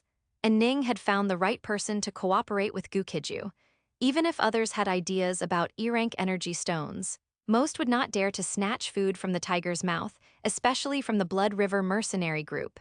Gu Qijue was different. He had always been a daring fellow, let alone snatching food from a tiger's mouth. He even dared to pull teeth from a tiger's mouth. And Ning, however, was a bit nervous at this moment. She was worried that Gu Qijue would sell her out, which would be troublesome, but her worries were clearly superfluous. Gu Qijue quickly used mental energy to transmit a message, saying, "Tell me the specific details of the E-rank energy mine." And Ning hesitated slightly upon hearing this, but quickly she still said, "I saw 2 energy ore veins, both of E-rank. But when I was scouting, people from the Blood River mercenary group detected my presence. So now they've intercepted us here, and they're rushing to mine the E-rank energy ore. The approximate coordinates of those 2 energy mines are..." And Ning was very sincere. She concisely explained the specific situation of the energy mine to Gu Qijue. Gu Qijue already had an idea about the energy mine. So after Ning finished speaking, he proposed an idea. "We'll negotiate directly with the Blood River mercenary group, demanding they give us 50% of the benefits. Then I'll take 40%, and you'll take 10%. And Ning almost fainted when she heard Gu Qijue's idea. It wasn't because Gu Qijue only gave her 10% of the benefits, but because Gu Qijue actually wanted to share the pie with the Blood River mercenary group. It was obvious that the Blood River mercenary group would never share their profits with him. What made Ning even more despairing also appeared at this time. Gu Qijue actually stepped forward and began to communicate with the mercenaries of the Blood River mercenary group. The mercenaries of the Blood River mercenary group just suspected that there was something wrong with their ears. Because Gu Qijue said, "I want 50% of the benefits from your sealed area." Bai Beifeng heard this and stared at Gu Qijue intently for a few moments. He wanted to determine whether Gu Qijue was playing a trick on him or had gone mad. After all, Gu Qijue's current behavior was no different from going to the Imperial Bank's entrance and saying he wanted half of the money in the bank vault. But after a moment of thought, Bai Beifeng nodded and said, "All right, Come with me. Someone had seen the situation in the sealed area before. Although he wasn't sure if that person was Gu Qijue was clearly suspicious. It wouldn't hurt to take Gu Qijue away and deal with him. Then, to everyone's stunned gazes, Gu Qijue and Bai Beifeng actually left together. However, everyone understood that the Blood River mercenary group was not that easy to deal with. After Gu Qijue left with Bai Beifeng, he was clearly in for some trouble. Among the crowd, and Ning was somewhat anxious. She worried that if the Blood River mercenary group tortured Gu Qijue later, he wouldn't be able to withstand the pressure and would sell her out. She now only had 3 choices. Either she gambled on luck, hoping Gu Qijue wouldn't betray her, or she sought out other companions to escape together, or she went all the way, seeing what trick Gu Qijue had up his sleeve. Based on her observations, Gu Qijue was 100% a normal person. Moreover, when Gu Qijue spoke to Bai Beifeng, his expression was clearly playful. It was as if he was already confident of victory and didn't care about Bai Beifeng at all. This could only mean one thing: Gu Qijue was a profound and hidden expert who didn't take the Blood River mercenary group seriously. If that were the case, then all of Gu Qijue's bizarre behavior would become reasonable. Because he was playing tricks on others from beginning to end, he seemed a bit abnormal. All of this sounds complicated, but Ning sorted out these logical connections in just 3 or 4 breaths. So, what she had to do now was make a final decision. She decided to take a gamble, betting that Gu Qijue was a master who could handle the Blood River mercenary group. The reason she didn't choose the other 2 options was, of course, because even if she won with those, there would be no extra benefits. Moreover, she had a special life-saving trump card, so even if she lost the gamble, her life would not be in danger. It was just that the treasure would be consumed, leaving her with one less major safeguard for her future actions. Thinking of this, while Gu Qijue hadn't completely walked far, and Ning stepped out from the crowd and said, "I'm his accomplice, I want to go with him to get the benefits." Bai Beifeng and Gu Qijue hadn't gone far, so a deep look of confusion and incomprehension appeared on Bai Beifeng's face. He really didn't understand what Gu Qijue and Ning were thinking. After all, the Blood River mercenary group was notorious. No matter what Gu Qijue and Ning wanted to do, once they were on the Blood River mercenary group's territory, their lives were completely in their control. Gu Qijue's face, however, showed an expression of keen interest, and Ning's judgment was correct. He followed Bai Beifeng to stir up trouble. He just didn't expect Ning to dare to follow. This could mean 2 things: either Ning was not a very smart woman, or Ning was an extremely intelligent woman. She had seen through his true nature and intentions through some clues. He just didn't know what the real situation was. While Gu Qijue was pondering these things, Ning had already been brought over. Ning saw the relaxed and casual expression on Gu Qijue's face and became even more certain that her judgment was correct. Although she didn't know who Gu Qijue was, he was definitely a master. If nothing unexpected happened, Gu Qijue should also be a very famous expert. Otherwise, there would be no need for disguise. Bai Beifeng didn't know that he had brought a king of hell back to the camp. He skillfully led Gu Qijue and Ning back to the camp and reported to the leader. He Zhu was the leader of the Blood River mercenary group, a powerful existence at F-rank peak. Many years ago, he reversed his name and then founded the renowned Blood River mercenary group. Zhu was very burly, and his entire demeanor was profound and imposing. His weapon was quite distinctive, a double-headed spiked club. He came before Gu Qijue and Ning and asked, "You want 50% of the benefits?"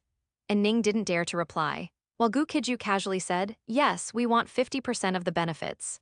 Zhu smiled upon hearing this and said, "Do you know what benefits are here?"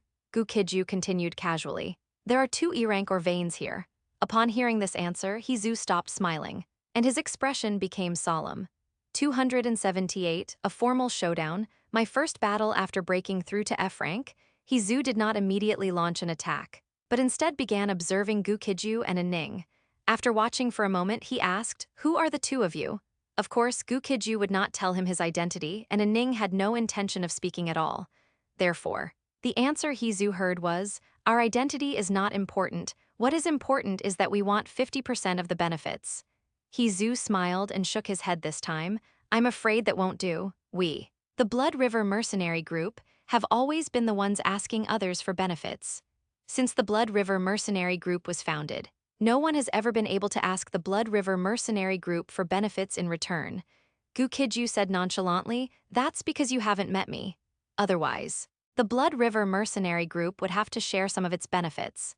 His words undoubtedly completely enraged Hizu. With the conversation reaching this point, Hizu completely lost interest in continuing to communicate with Gu Qijue. His voice was extremely cold as he said, "You might not know this, but speaking recklessly on the Blood River mercenary group's territory can get you killed." As Hizu's voice fell, Bai Beifeng and the others rushed forward without hesitation. Everyone's movements were highly practiced. This was not the first time they had done something like this. It was just that in the past, they would trick some fools onto the Blood River mercenary group's territory and kill them. This time, Gu Qijue and Ning seemed even more foolish than all their previous opponents. They didn't even need to scheme to trick Gu Qijue and Ning over. The two simply jumped into the fire pit themselves. Gu Qijue looked at the scene before him. Unconcerned, lightning surged around him, and the thunder battle saber, which he hadn't used for a long time, was quickly materialized. The moment the thunder battle saber was materialized, he immediately clashed with the members of the Blood River mercenary group. The people of the Vermilion Bird Star Cluster knew more about his blood spear and his semi-dragon transformation. The second combat form, outsiders clearly did not know about his thunder power and some of his other methods. At this moment, neither Ning nor Hizu could discern his true origins. But it didn't matter. As long as he became a dead man, none of that would be important anymore. It was a pity, however, that the Blood River mercenary group's mere cannon fodder couldn't do anything to Gu Qijue. The mercenaries of the Blood River mercenary group were all elites when facing ordinary F-rank cosmic warriors. But in front of Gu Qijue, they were merely low-grade cannon fodder, worthless rabble. Swish, swish, swish, swish. Under Ning's shocked gaze, Gu Qijue, with a single saber, fought against the many and actually forced Bai Beifeng and the others into continuous retreat. When Bai Beifeng and Hizu's group saw this scene, they were also quite astonished. At this point, they finally understood why Gu Qijue was so arrogant. If a person is too arrogant and conceited, there are only two reasons. One reason is that the ignorant are fearless, and the other is that the opponent has the capital to be arrogant. Clearly, Gu Qijue belonged to the latter, seeing Gu Qijue's incredible bravery. And Ning was immediately overjoyed. Her clever mind once again allowed her to make the correct judgment. Although she still couldn't tell which great deity Gu Qijue was, one thing was certain, and that was Gu Qijue's terrifying combat power. At this moment, he completely suppressed the Blood River mercenary group members with effortless grace. As the leader of the Blood River mercenary group, Hizu did not stand by and watch the show, nor did he order his subordinates to retreat to engage Gu Qijue in a one-on-one duel. His choice was to observe calmly from the side and deliver a fatal blow to Gu Qijue at the most opportune moment. His line of thinking was correct, but Gu Qijue's combat experience was simply too vast. Hizu observed for a long time, but there was no chance for him to launch a sneak attack. Helpless, Hizu could only abandon the idea of a sneak attack and join the battle. Gu Qijue's strength was formidable, but Hizu was certainly not weak either. The double-headed mace in his hand suddenly smashed towards Gu Qijue, raising strong bursts of energy fluctuations. Boom! Gu Qijue's thunder battle saber violently clashed with Hizu's double-headed mace. The instant they collided, a mighty and powerful energy fluctuation swept outwards. Gu Qijue's figure remained completely still under this overwhelming force. Hizu, who had initiated the move, swayed slightly. Hizu's eyes were fixed intently on Gu Qijue. Internally, he was extremely shocked. What's going on? How is this kid so powerful? The energy fluctuation emanating from him is indeed only F-rank first layer. But the intensity of the energy he burst forth is actually comparable to mine, compared to the shocked Hizu. Gu Qijue's heart was very calm. After advancing my rank to F rank, my strength has indeed undergone a qualitative leap.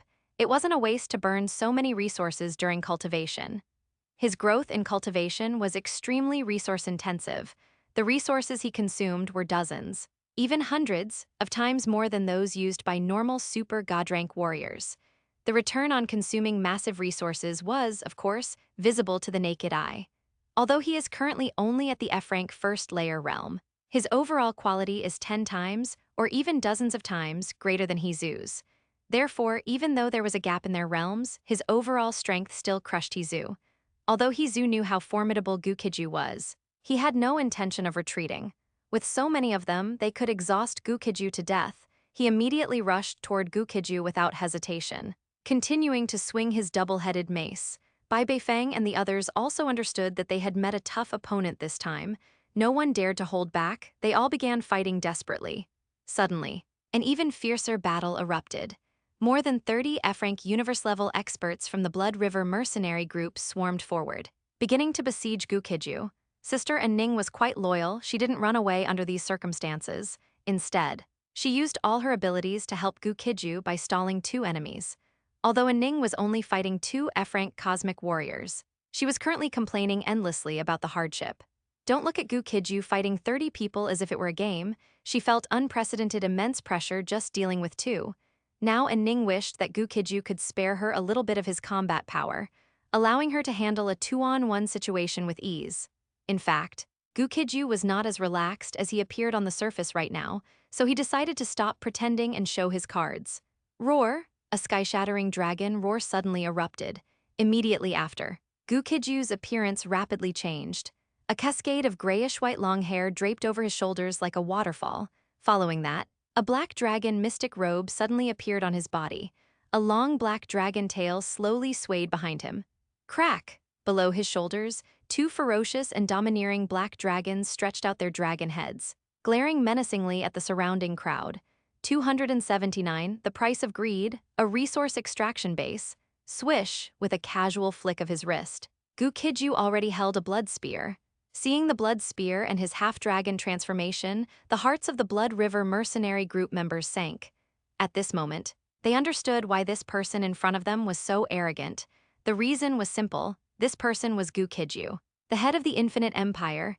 Gu Qijue dared to disrupt the affairs of the Qianqi Star Cluster and Black Prison Star Cluster, 2 star cluster civilizations.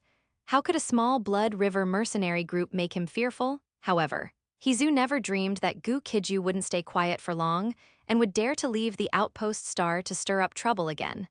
After learning that the person in front of him was Gu Qijue, Zhu's mood became very complex. On one hand, there was apprehension, on the other, excitement. Both the Black Prison Star Cluster civilization and the Qianqi Star Cluster civilization had issued bounties for Gu Qijue. Anyone who could kill Gu Qijue would receive a reward of resources sufficient to cultivate to the D-rank cosmic level peak. Zhu could not refuse this reward. With a certain advantage and hidden trump cards, he was even more willing to take a gamble. Without the slightest hesitation, he gave orders to the Blood River mercenary group members. Use the God Race Enhancement Potion. The God Race Enhancement Potion was also one of the technological products of the God Race. There were many types of these enhancement potions, and different types had different effects. The enhancement potions Zhu and his group possessed could increase their strength by up to 50% for 1 hour. Crack! Zhu drank a bottle of enhancement potion, then crushed the crystal bottle in his hand. Others followed suit, but the unlucky one closest to Gu Qijue failed to use the enhancement potion successfully. As he prepared to use the enhancement potion, Gu Qijue's blood spear suddenly pierced through his throat. These people using the God Race Enhancement Potion was different from Gu Qijue's transformation. Gu Qijue's transformation was instantaneous, while their use of the enhancement potion required 2 or 3 breaths. During this process, Gu Qijue's time did not pause. He naturally wouldn't wait for Zhu and his group to complete their enhancement before acting. Not only that, if he encountered other transformation-type enemies, and if their transformation process was too flashy and slow, he could easily stab them to death with a spear during their transformation. Zhu didn't expect Gu Qijue to just watch them use the enhancement potion without doing anything. After the enhancement potion began to take effect, he was the first to attack Gu Qijue. Die! Zhu's weapon transformed from a double-headed mace to 2 massive greatswords. His strength was clearly astonishing. He could wield these 2-handed greatswords with a single hand, 1 in each hand. These 2 greatswords were not ordinary weapons, they were forged from high-density materials. When the greatswords in Zhu's hands struck, it was as if a small asteroid capable of causing biological extinction was violently crashing towards Gu Qijue.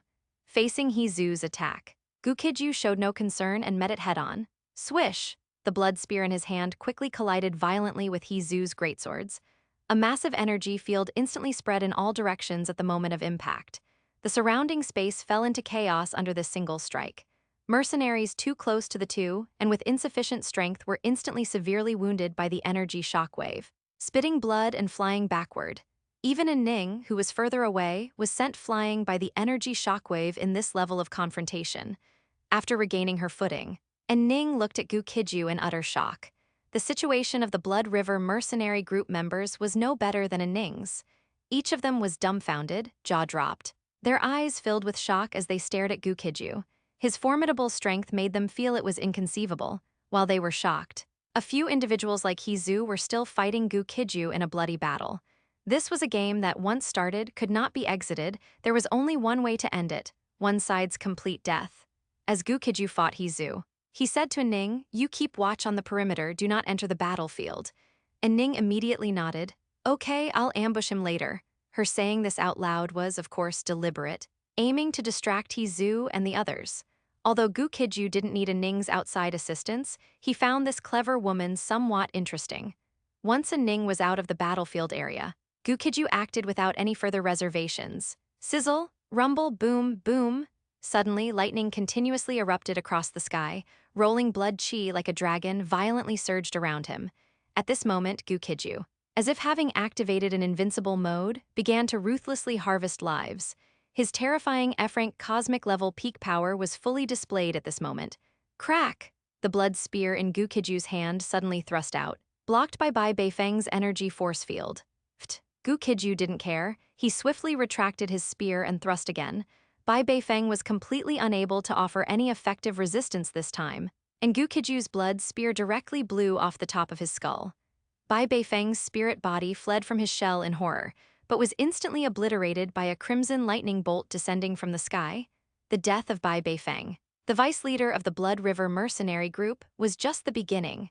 Gu Qijue soon unleashed his ultimate power again, commencing a new round of merciless slaughter. More than 10 breaths passed, and only 2 people remained standing on the battlefield. One was Gu Qijue and the other was Zhu. As for Ning, who was outside the battle, she had already sat down to watch the fight. If the atmosphere wasn't so tense, she would even have had the urge to get some popcorn. Gu Qijue glanced at Zhu, and the blood spear in his hand slowly disappeared.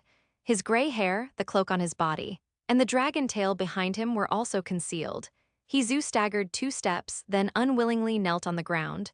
He struggled to get up again, but his body's strength was completely exhausted. As the leader of the Blood River mercenary group, he ultimately met the same end as the countless beings he had killed, dying at the hands of a stronger opponent. When Gu Qijue arrived beside Ning, he raised his hand, and numerous F-rank crystal cores fell into his palm. And Ning, who had just been sitting, immediately stood up and swore, "I swear to the universe will. I will absolutely not reveal your true identity." She was somewhat afraid at this moment that Gu Qijue, in his killing frenzy, might casually kill her with a spear. Although Gu Qijue was decisive in killing, he had no hobby of indiscriminately slaughtering the innocent. He glanced at Ning, smiling faintly as he said, "You'll be responsible for mining the E-rank energy stones here. Afterward, I'll give you 2/10. No problem. Right?" And Ning was overjoyed upon hearing this. "No problem. According to our previous agreement, 1/10 is fine." As she spoke, she took out a complete automated resource collection base, and various robots and mechanical equipment quickly began to operate. Clearly, this woman had also come prepared. 280, the Loka race, the Holy Ark in the 4th dimension, the resource extraction base was a complete, automatically operating device. It contained various robots and a powerful intelligent terminal. Once it started running, Ning didn't need to perform any operations. Ning was naturally happy to relax and began to communicate with Gu Qijue. "Chief Gu, aren't you worried that the Qianqi star cluster and the Black Prison star cluster will launch a decapitation strike against you?" Gu Qijue casually asked. "What do you think?" Ning shook her head. "I don't know, but I feel like you don't care at all. I don't know if it's because you're highly skilled and daring, or if you have some special life-saving methods. I guess it's the latter." Gu Qijue looked at Ning with some surprise. He had noticed before that this woman was very intelligent. Now he was completely certain that his judgment was correct, and Ning was indeed incredibly smart. Gu Qijue neither admitted nor denied Ning's words. Although he and the other party were in a cooperative relationship, it was only temporary, so there was no need to tell her too much. Ning, however, felt that Gu Qijue was an excellent partner and was preparing to undertake some major endeavors with him. "Chief Gu, do you know what this is?" Ning took out a crystal ball. At first glance, it looked like an ornament, but when Gu Qijue injected his mental energy into it, he saw a star map. Various resources were marked throughout the star map. Clearly, this was a resource detector from some civilization. The difference was that this detector didn't need to go near the resources, even from this location. It could detect a very vast surrounding area. Gu Qijue asked with interest, "What civilization's treasure is this?" And Ning said with a smile, "This is a technological product of the Luogia god race. Currently, I should be the only one who can control it. Although I don't know why, I unexpectedly have a part of the Luogia god race bloodline. There are many branches of the god race. For example, the god race that Gu Qijue encountered before were descendants of the divine official god race. The Golden Lion King lineage belongs to the brilliant gold god race, and a Ning, currently, originates from another branch of the god race. Each of these god race branches alone was renowned, and in their heyday, all god race members were a unified entity. It's not hard to imagine how powerful the god race was at that time. Gu Qijue also understood the meaning of a Ning's previous words. That is, this treasure, and even other treasures of the Luogia god race, might only be usable by her. The best outcome for both of them was win-win cooperation. If Gu Qijue killed her, he wouldn't gain any benefits either. Gu Qijue understood a Ning's thoughts after a brief consideration. His attitude towards cooperating with a Ning was indifferent. He had the Golden Lion King's treasure map in hand, and could still gain benefits without a Ning's help. Of course, if he cooperated with a Ning, he would gain additional benefits. Under a Ning's somewhat nervous gaze, Gu Qijue nodded slightly. "We can cooperate. However, I want 7/10 of the benefits we obtain." And Ning nodded without hesitation. "Deal." Although her strength was not weak, there was clearly a huge gap between her and Gu Qijue. With Gu Qijue as a powerful partner, she could try her luck with many resources that she couldn't compete for alone. Under normal circumstances, she wouldn't get even 1/10 of those resources. By cooperating with Gu Qijue, if they succeeded, she would get 3/10 of the benefits. Wouldn't that be wonderful? While Gu Qijue and a Ning were conversing, the two E-rank energy stones veins here were also being successively mined. It turned out that the reserves of these two energy stones veins were very substantial. If not for this, He Zhu and the others might not have stayed to fight to the death. After all these energy stones veins were mined, Gu Qijue obtained a total of 270,000 E-rank energy stones. And Ning only asked for 1/10 of the benefits, but she also received over 30,000 E-rank energy stones. Both Gu Qijue and a Ning were very satisfied with this harvest. Gu Qijue also found that a Ning was very professional. After taking the resources, she had numerous robots clear and disguise the traces. Others coming here would find it difficult to determine what level of resources had once existed in this place. Gu Qijue initially thought that bringing a Ning along was like carrying an extra trinket. Now he realized that everyone has their own specialty. He would handle the fighting, and a Ning could completely take care of everything else. With such a good helper, the subsequent matters would naturally be much easier. However, neither Gu Qijue and Ning, nor the high-ranking officials of the Vermilion Bird Star Cluster knew. The Klein Resource Star System was not truly an ownerless star system. Over the long years, there existed a powerful civilization named the Klein Civilization. The Klein Civilization was once a super-star cluster-level civilization, and the most top-tier one at that. They were defeated in a war against a universe-level civilization and were almost completely annihilated.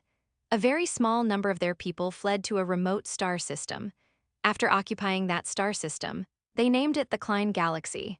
In the depths of the Klein Galaxy, the spark of the Klein civilization was accumulating strength, awaiting the day when their people would once again shine with glory. But the Klein people did not expect that their star system would suddenly welcome so many uninvited guests.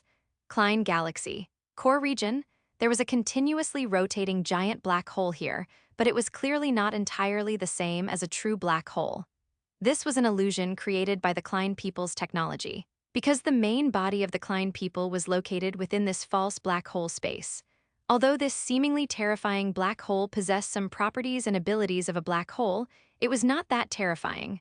Otherwise, the last of the Klein people would not be living in this false black hole. Within the false black hole constructed by the Klein people, there existed a four-dimensional space. The normal world exists in three-dimensional space. If the time axis is included, then it exists in four-dimensional spacetime. However, four-dimensional spacetime and four-dimensional space are different. Although the Klein people were not creatures of four-dimensional space, their ability to create a four-dimensional space demonstrates the strength of their technology. In this four-dimensional spacetime, there were a large number of hibernation pods, also known as arcs. The purpose of the arcs was to allow the Klein people to hibernate and to allow new Klein people synthesized through bioengineering to grow. The tens of thousands of Klein people who initially fled here have now recovered to a scale of tens of billions. The changes in the Klein galaxy also caused these Klein people, who had been dormant for countless years, to gradually awaken. After a long recovery period, they will restore the glory of the Klein people. Buzz, one arc after another began to open at this moment. 281, cluster-level catastrophe, the Klein civilization has emerged. The Klein people also have a humanoid appearance, however. Their bodies are covered in very coarse, dark purple skin, with strange, natural patterns across the surface. They have extremely sharp bone blades on their wrists. When they enter battle mode, they can wrap their entire bodies in scales and armor. They are born fighters, a race created for combat. As for their technology, they basically haven't researched any of it themselves. It was all plundered during various wars. The Klein people have a racial talent. They lack reproductive isolation with most other races. They once captured lizardmen scientists, combined with them and produced offspring. While the vast majority of the Klein people were in slumber, only these lizardmen half-blood descendants monitored the outside world. Click! A crisp sound rang out, and Keynes slowly rose from a holy cabinet. Keynes also had a humanoid appearance. He was a half-blood warrior of the Klein people. His mixed bloodline did not weaken his fighting strength, instead. It made his genes extremely perfect. Phew, I'm finally out. Upon entering the four-dimensional space, Keynes let out a long breath. He had a special domain around him that reduced the space he occupied to 3 dimensions. Otherwise, the current Keynes would not be in this 3-dimensional form, but would exist in a strange 4-dimensional form. Not only did Keynes have such a domain around him, but all Klein warriors did as well. Only a region of chaos in the center of the 4-dimensional space was not dimensionally reduced. The 12 elders of the Klein people all lived within this dim chaos domain. Over endless ages, they had evolved into quasi-4-dimensional beings. That is, within their 4-dimensional domain, they are 4-dimensional, but upon leaving the 4-dimensional domain, they can only exist in the form of 3-dimensional beings. Otherwise, they would already be invincible. Dimensional reduction attacks are no joke. As the many Klein warriors successively awakened, a strange sound mixing 12 voices was heard. Keynes, August, Poisson, Winston, the 12 elders of the Klein people seemed to be in fusion while in their 4-dimensional form. They simultaneously recited 100 names. After calling out these Klein warriors, the 12 elders continued. Each of you will lead 100 million combat troops. Occupy all nearby star clusters in the shortest possible time. Hearing this, Keynes and the others bowed in salute. As you command. Subsequently, starships and large quantities of weapons and equipment dimensionally reduced from 4 dimensions to 3 dimensions, simultaneously leaving the 4-dimensional space. 10 billion combat troops originating from the Klein people, like a swarm of bees, moved from 4-dimensional space to 3-dimensional space. The technological peak of the Klein people was the possession of a controllable 4-dimensional space. The most awkward part was that this technology was stolen, and their scientists didn't truly understand it, so it couldn't be used perfectly. Gu Qijue figured that after the Qianqi star cluster and the Black Prison star cluster suffered such a great loss last time, they wouldn't cause trouble again anytime soon. But he truly hadn't expected that this time he wouldn't encounter a star cluster-level civilization, but a declining super-star cluster-level civilization. The Infinite Engine immediately issued a warning. Warning, Klein people combat troops have appeared. Expected to arrive at your location within 4 hours. Looking at the prompt given by the Infinite Engine, Gu Qijue was stunned. He hurriedly checked the information related to the Klein people and discovered that they were a group of fanatics obsessed with war. They were extremely warlike and bloodthirsty, constantly engaged in slaughter and plunder. Their slaughter and plunder were not for the purpose of ending war with war or for development and construction, but purely a racial habit. Just like a habitual thief, if they encounter an opportunity to strike, they will instinctively act. After learning that the Klein galaxy contained such dangerous elements, Gu Qijue prepared to return to Outpost Star to avoid the limelight. Of course, the situation with the Klein people also needed to be reported. However, he didn't need to report it this time. The Klein people had already very publicly connected to the Vermilion Bird Star Cluster channel. Suddenly, Everyone in the Vermilion Bird Star Cluster received the Klein people's message. We are the Super Star Cluster level civilization. The Klein civilization. Now you have only two choices: become the fifth-class citizens of the Klein civilization or die. If it were just this single piece of information, perhaps some people wouldn't be able to handle the pressure and would immediately become traitors. Although they could only become fifth-class citizens, perhaps becoming a fifth-class citizen of a superstar cluster civilization wouldn't be so bad, but this announcement happened to be fully illustrated. The first-class citizens of the Klein civilization are the Klein royalty, and the second-class citizens are the ordinary Klein people. Third-class citizens are Klein half-blood descendants of average ability. As for the fourth-class citizens, they are the Klein people's dogs. The rest are the Klein people's fifth-class citizens. If the status of a traitor is worse than a dog's, then who would still become one? Perhaps the Klein people never intended to allow them to surrender. Gu Qijue and Ning had divided up many benefits, and both were originally preparing for a major endeavor. Unexpectedly, both of them had bad luck and actually encountered this star cluster-level disaster. Gu Qijue looked at Ning and said, "I plan to return to Outpost Star. What about you?" Ning said gloomily, "Can I take refuge at Outpost Star?" Gu Qijue didn't know much about the Klein civilization, but Ning was very clear on just how savage these Klein people were. Gu Qijue was slightly surprised that Ning wanted to take refuge at Outpost Star, but he didn't refuse, simply nodding, "Let's go." Because he was taking Ning, he did not use the positioning teleportation star chart, and he also wanted to observe the situation along the way. The appearance of the Klein people caused the Vermilion Bird Star Cluster, the Qianqi Star Cluster, and the Black Prison Star Cluster to instantly cease hostilities. These Klein people became the common enemy of everyone. In the relationships between star cluster civilizations, there are no eternal friends and no eternal enemies, only eternal interests.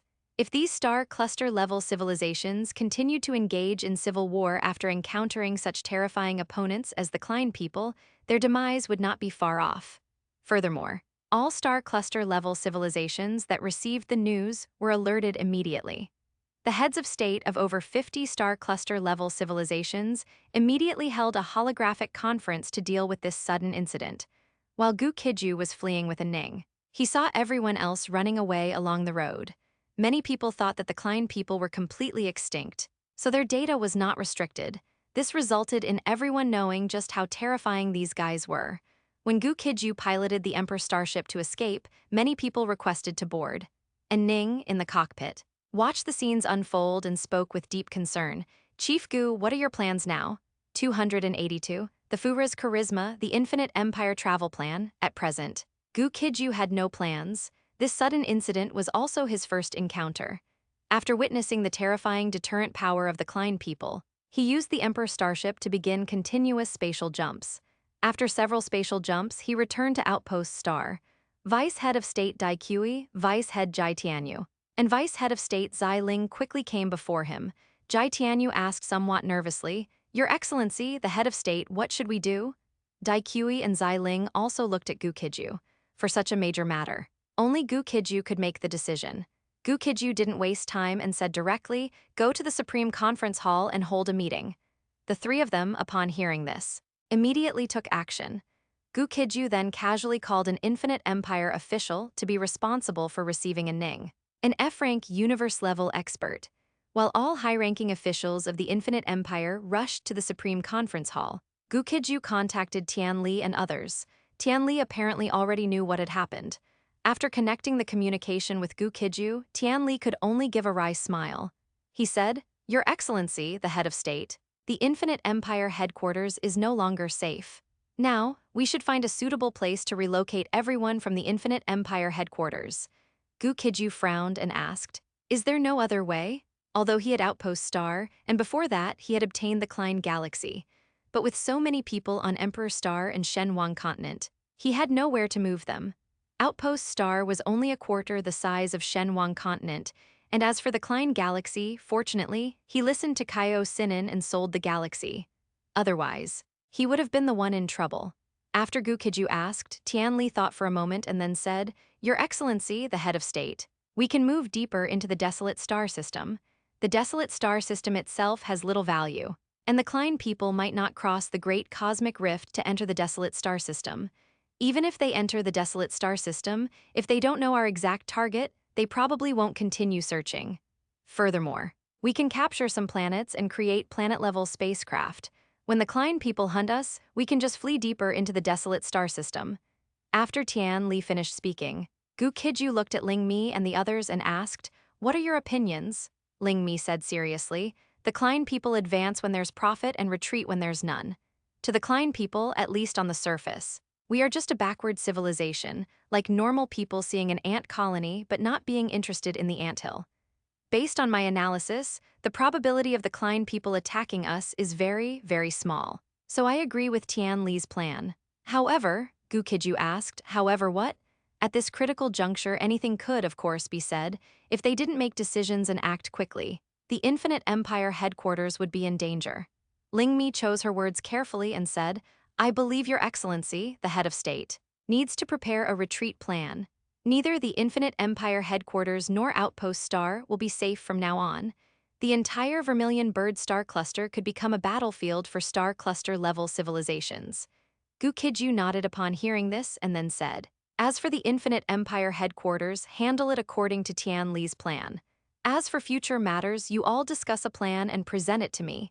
Tian Li and the others responded in unison, "As you command, Your Excellency." After the emergency meeting with Tian Li and the others, Gu Qijue immediately rushed to the Infinite Empire's Supreme Conference Hall on Outpost Star. Everyone had already arrived at this location. The 3 vice heads of state of the Infinite Empire, along with all the god-rank experts of the Infinite Empire who could come, were present. Everyone had clearly inquired about intelligence related to the Klein people, and all their expressions were very tense.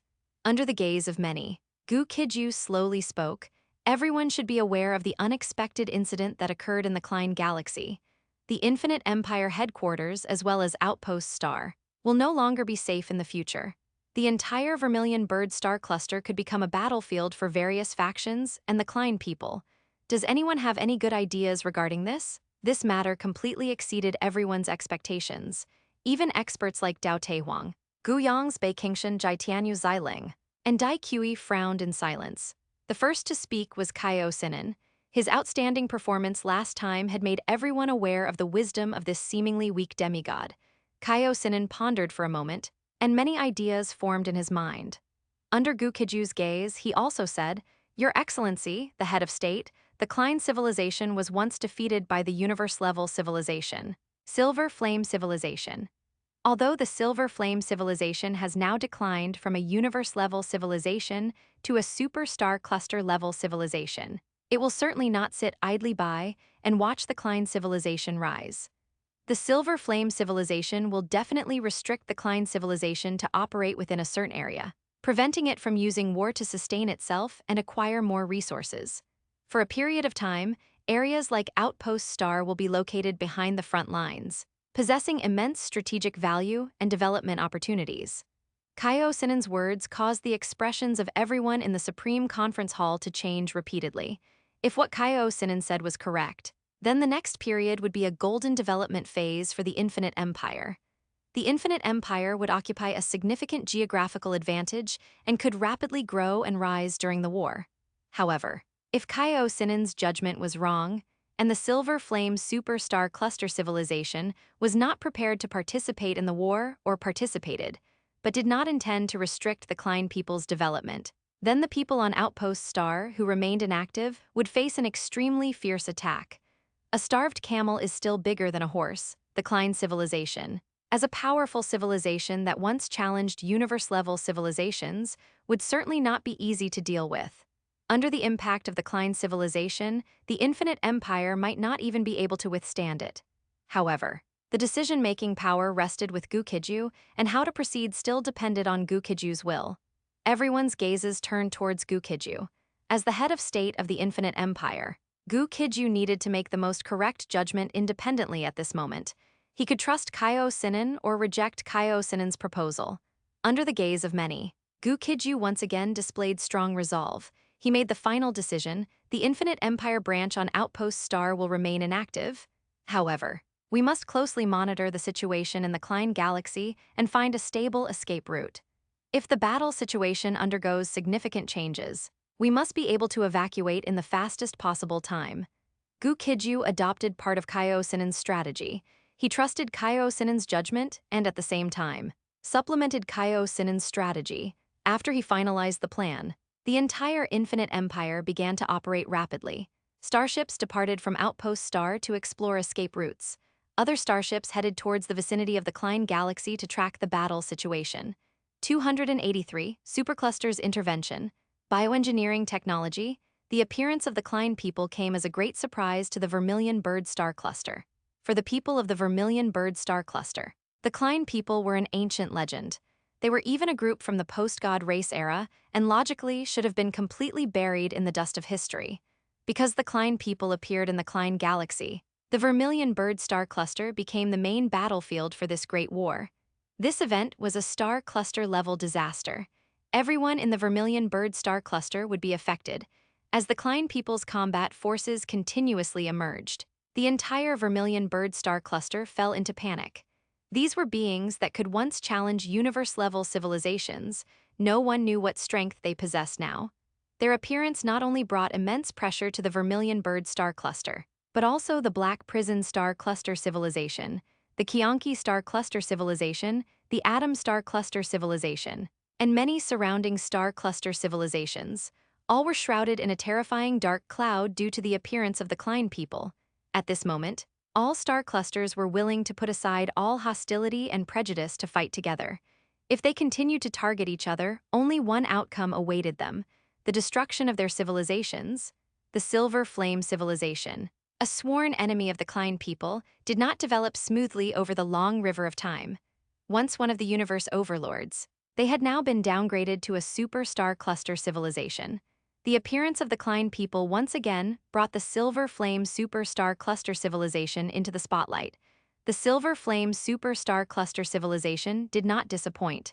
Shortly after the Klein people appeared, their universe declaration was transmitted to numerous star cluster civilizations and super star cluster civilizations. The Klein people are barbaric destroyers. The only thing they can bring to everyone is the destruction of civilization. When the Silver Flame civilization was still a universe-level civilization, they destroyed a large number of star cluster-level civilizations and several super star cluster-level civilizations. Against these barbarians, whether in the past, present, or future, the Silver Flame civilization will fight them to the very end. The Silver Flame Super Star Cluster civilization will build a strong defense line in the Vermilion Bird Star Cluster and wage war against the Klein people. We, along with all peace-loving civilizations, will eliminate the Klein people from the atomic level. The Silver Flame Super Star Cluster civilization clearly hated these Klein people. Back then, the Silver Flame Super Star Cluster civilization had struggled for a long time to finally become a universe-level civilization. However, the Klein people engaged them in a protracted war, leaving them severely weakened. After that, the Silver Flame Super Star Cluster civilization quickly downgraded from a universe-level civilization. Although they are still a Super Star Cluster civilization now, they are merely putting on a brave face. Although they were the victors back then, over the long years, their civilization has steadily declined, worsening year by year. If they don't act against the Klein people now, they even fear that once the Klein people fully awaken again, they will be annihilated. However, the true strength of the Silver Flame Super Star Cluster civilization is unknown to the outside world. Moreover, the current Klein people are not the Klein people of their peak period. The Silver Flame Super Star Cluster civilization, combined with dozens of star cluster-level civilizations, can still fight a major battle against the Klein people. Many in the Infinite Empire were quite excited. At their recent Supreme Council meeting, Gu Qijue proposed a strategy of holding out and awaiting reinforcements. This made them different from their other neighbors. They did not abandon the outpost star. Meanwhile, many others had already fled at the first opportunity. These individuals were even wanted by the Vermilion Bird Star Cluster, as they were all deserters. Vermilion Bird Star Cluster, Supreme Council Hall. The female head of state of the Vermilion Bird Star Cluster, Salisbury, and 5 vice heads of state were holding an intense meeting.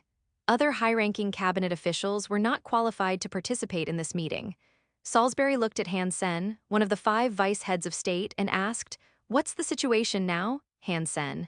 vice head of state of the Vermilion Bird Star Cluster and also the Minister of Intelligence. After the head of state inquired, Hansen said, currently, the Silver Flame Super Star Cluster Civilization and nearly 50 other star cluster civilizations have dispatched fleets. More star cluster-level civilizations have expressed their support, but it's merely vocal support. They will not provide any substantial help to us in the short term. The Klein people's combat forces are not numerous, only about 10 billion, but they are all elites. Although their numbers are small, they are empowered by a large amount of super star cluster civilization technology. From the current casualty ratio, we need to lose dozens to hundreds of starships to destroy one Klein people's starship. Furthermore, Hansen stopped here, because the news he was about to deliver was truly not good news for everyone. Salisbury's expression remained unchanged. She said very calmly, "What?" Hansen took a deep breath and said, "The Klein people's ark possesses biomodification capabilities. You can take a look at this secretly filmed footage." As he spoke, a virtual screen appeared before everyone. As their gazes fell upon it, they witnessed an astonishing scene. A sentient being from the Vermilion Bird Star Cluster was placed into the Klein people's ark not long after. The being from the Vermilion Bird Star Cluster was transformed into a bizarre-looking Klein person. After they became Klein people, their consciousness was greatly altered. This scene was truly terrifying. A living creature entered the ark, and shortly after emerging, its species and memories were changed. Because they possess such terrifying technology, the Klein people's combat forces will clearly grow exponentially. At this moment, the Klein people's combat forces are also doing three things. First, continuously instigating wars, fighting on all fronts. Second, using captured materials to mass-produce arks. Third, using captives and biomodification technology to mass-produce Klein people. With every passing breath, a large number of Klein people emerge from the arks.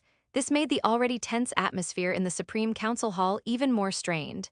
At the same time, Gu Qijue was also observing the changes throughout the Vermilion Bird Star Cluster.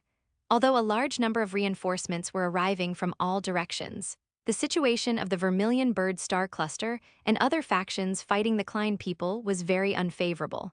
The combat forces of all star cluster civilizations, without exception, suffered defeats. This caused many who were already planning to flee to no longer hesitate and simply run away. On the outpost star, many F-rank warriors also came to pledge allegiance.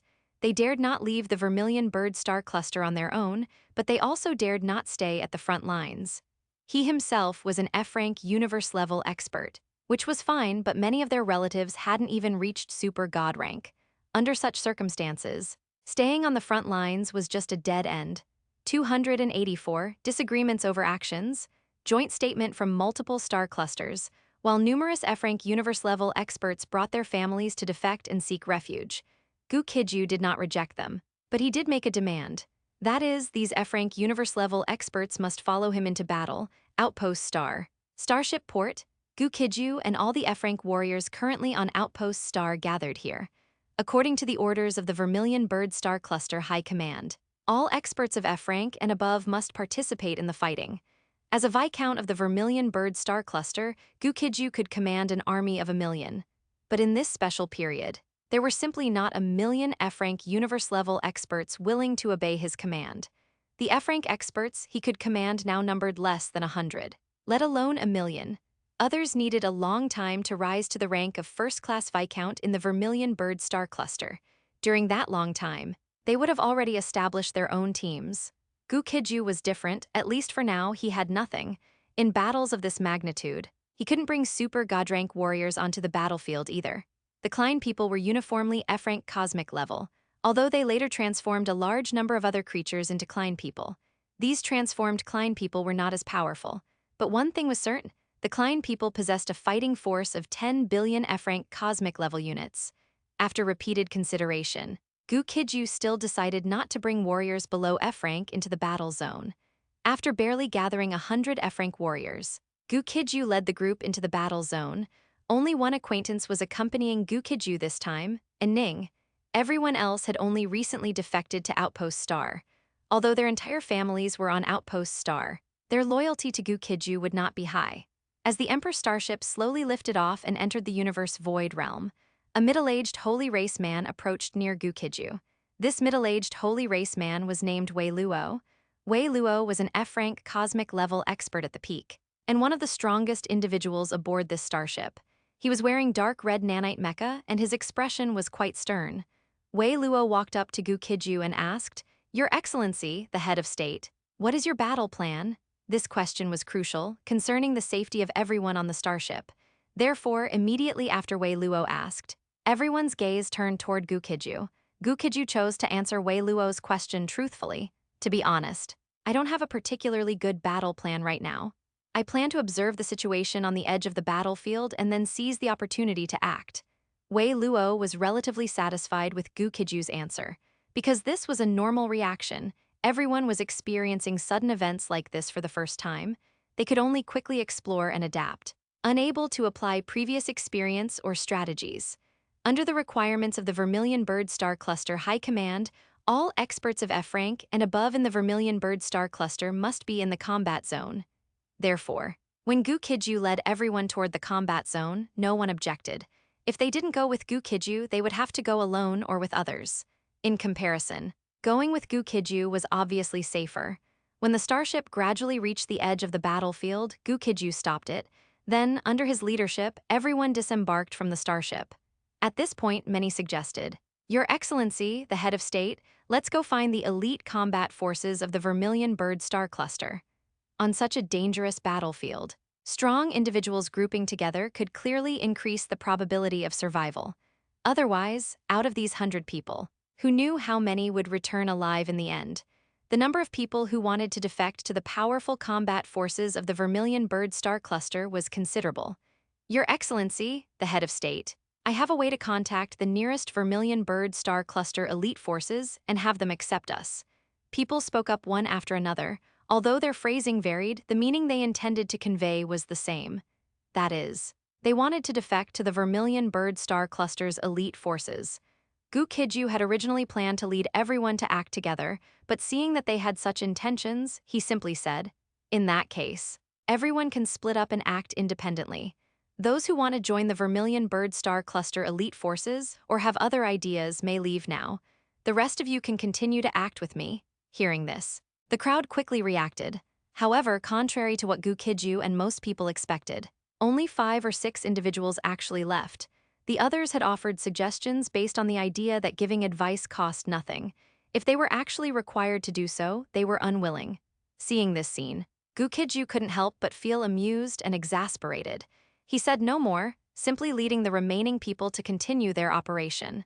And Ning had previously gone to Outpost Star, and this time when Gu Qijue went out to battle, she followed him. As the group moved forward, she spoke beside Gu Qijue and Wei Luo. "We can try to eliminate small groups of Klein people and seize their technology. The Klein people are barbaric conquerors in the past. They destroyed numerous civilizations and plundered vast amounts of technology from them. The Klein people possess a large number of technological achievements.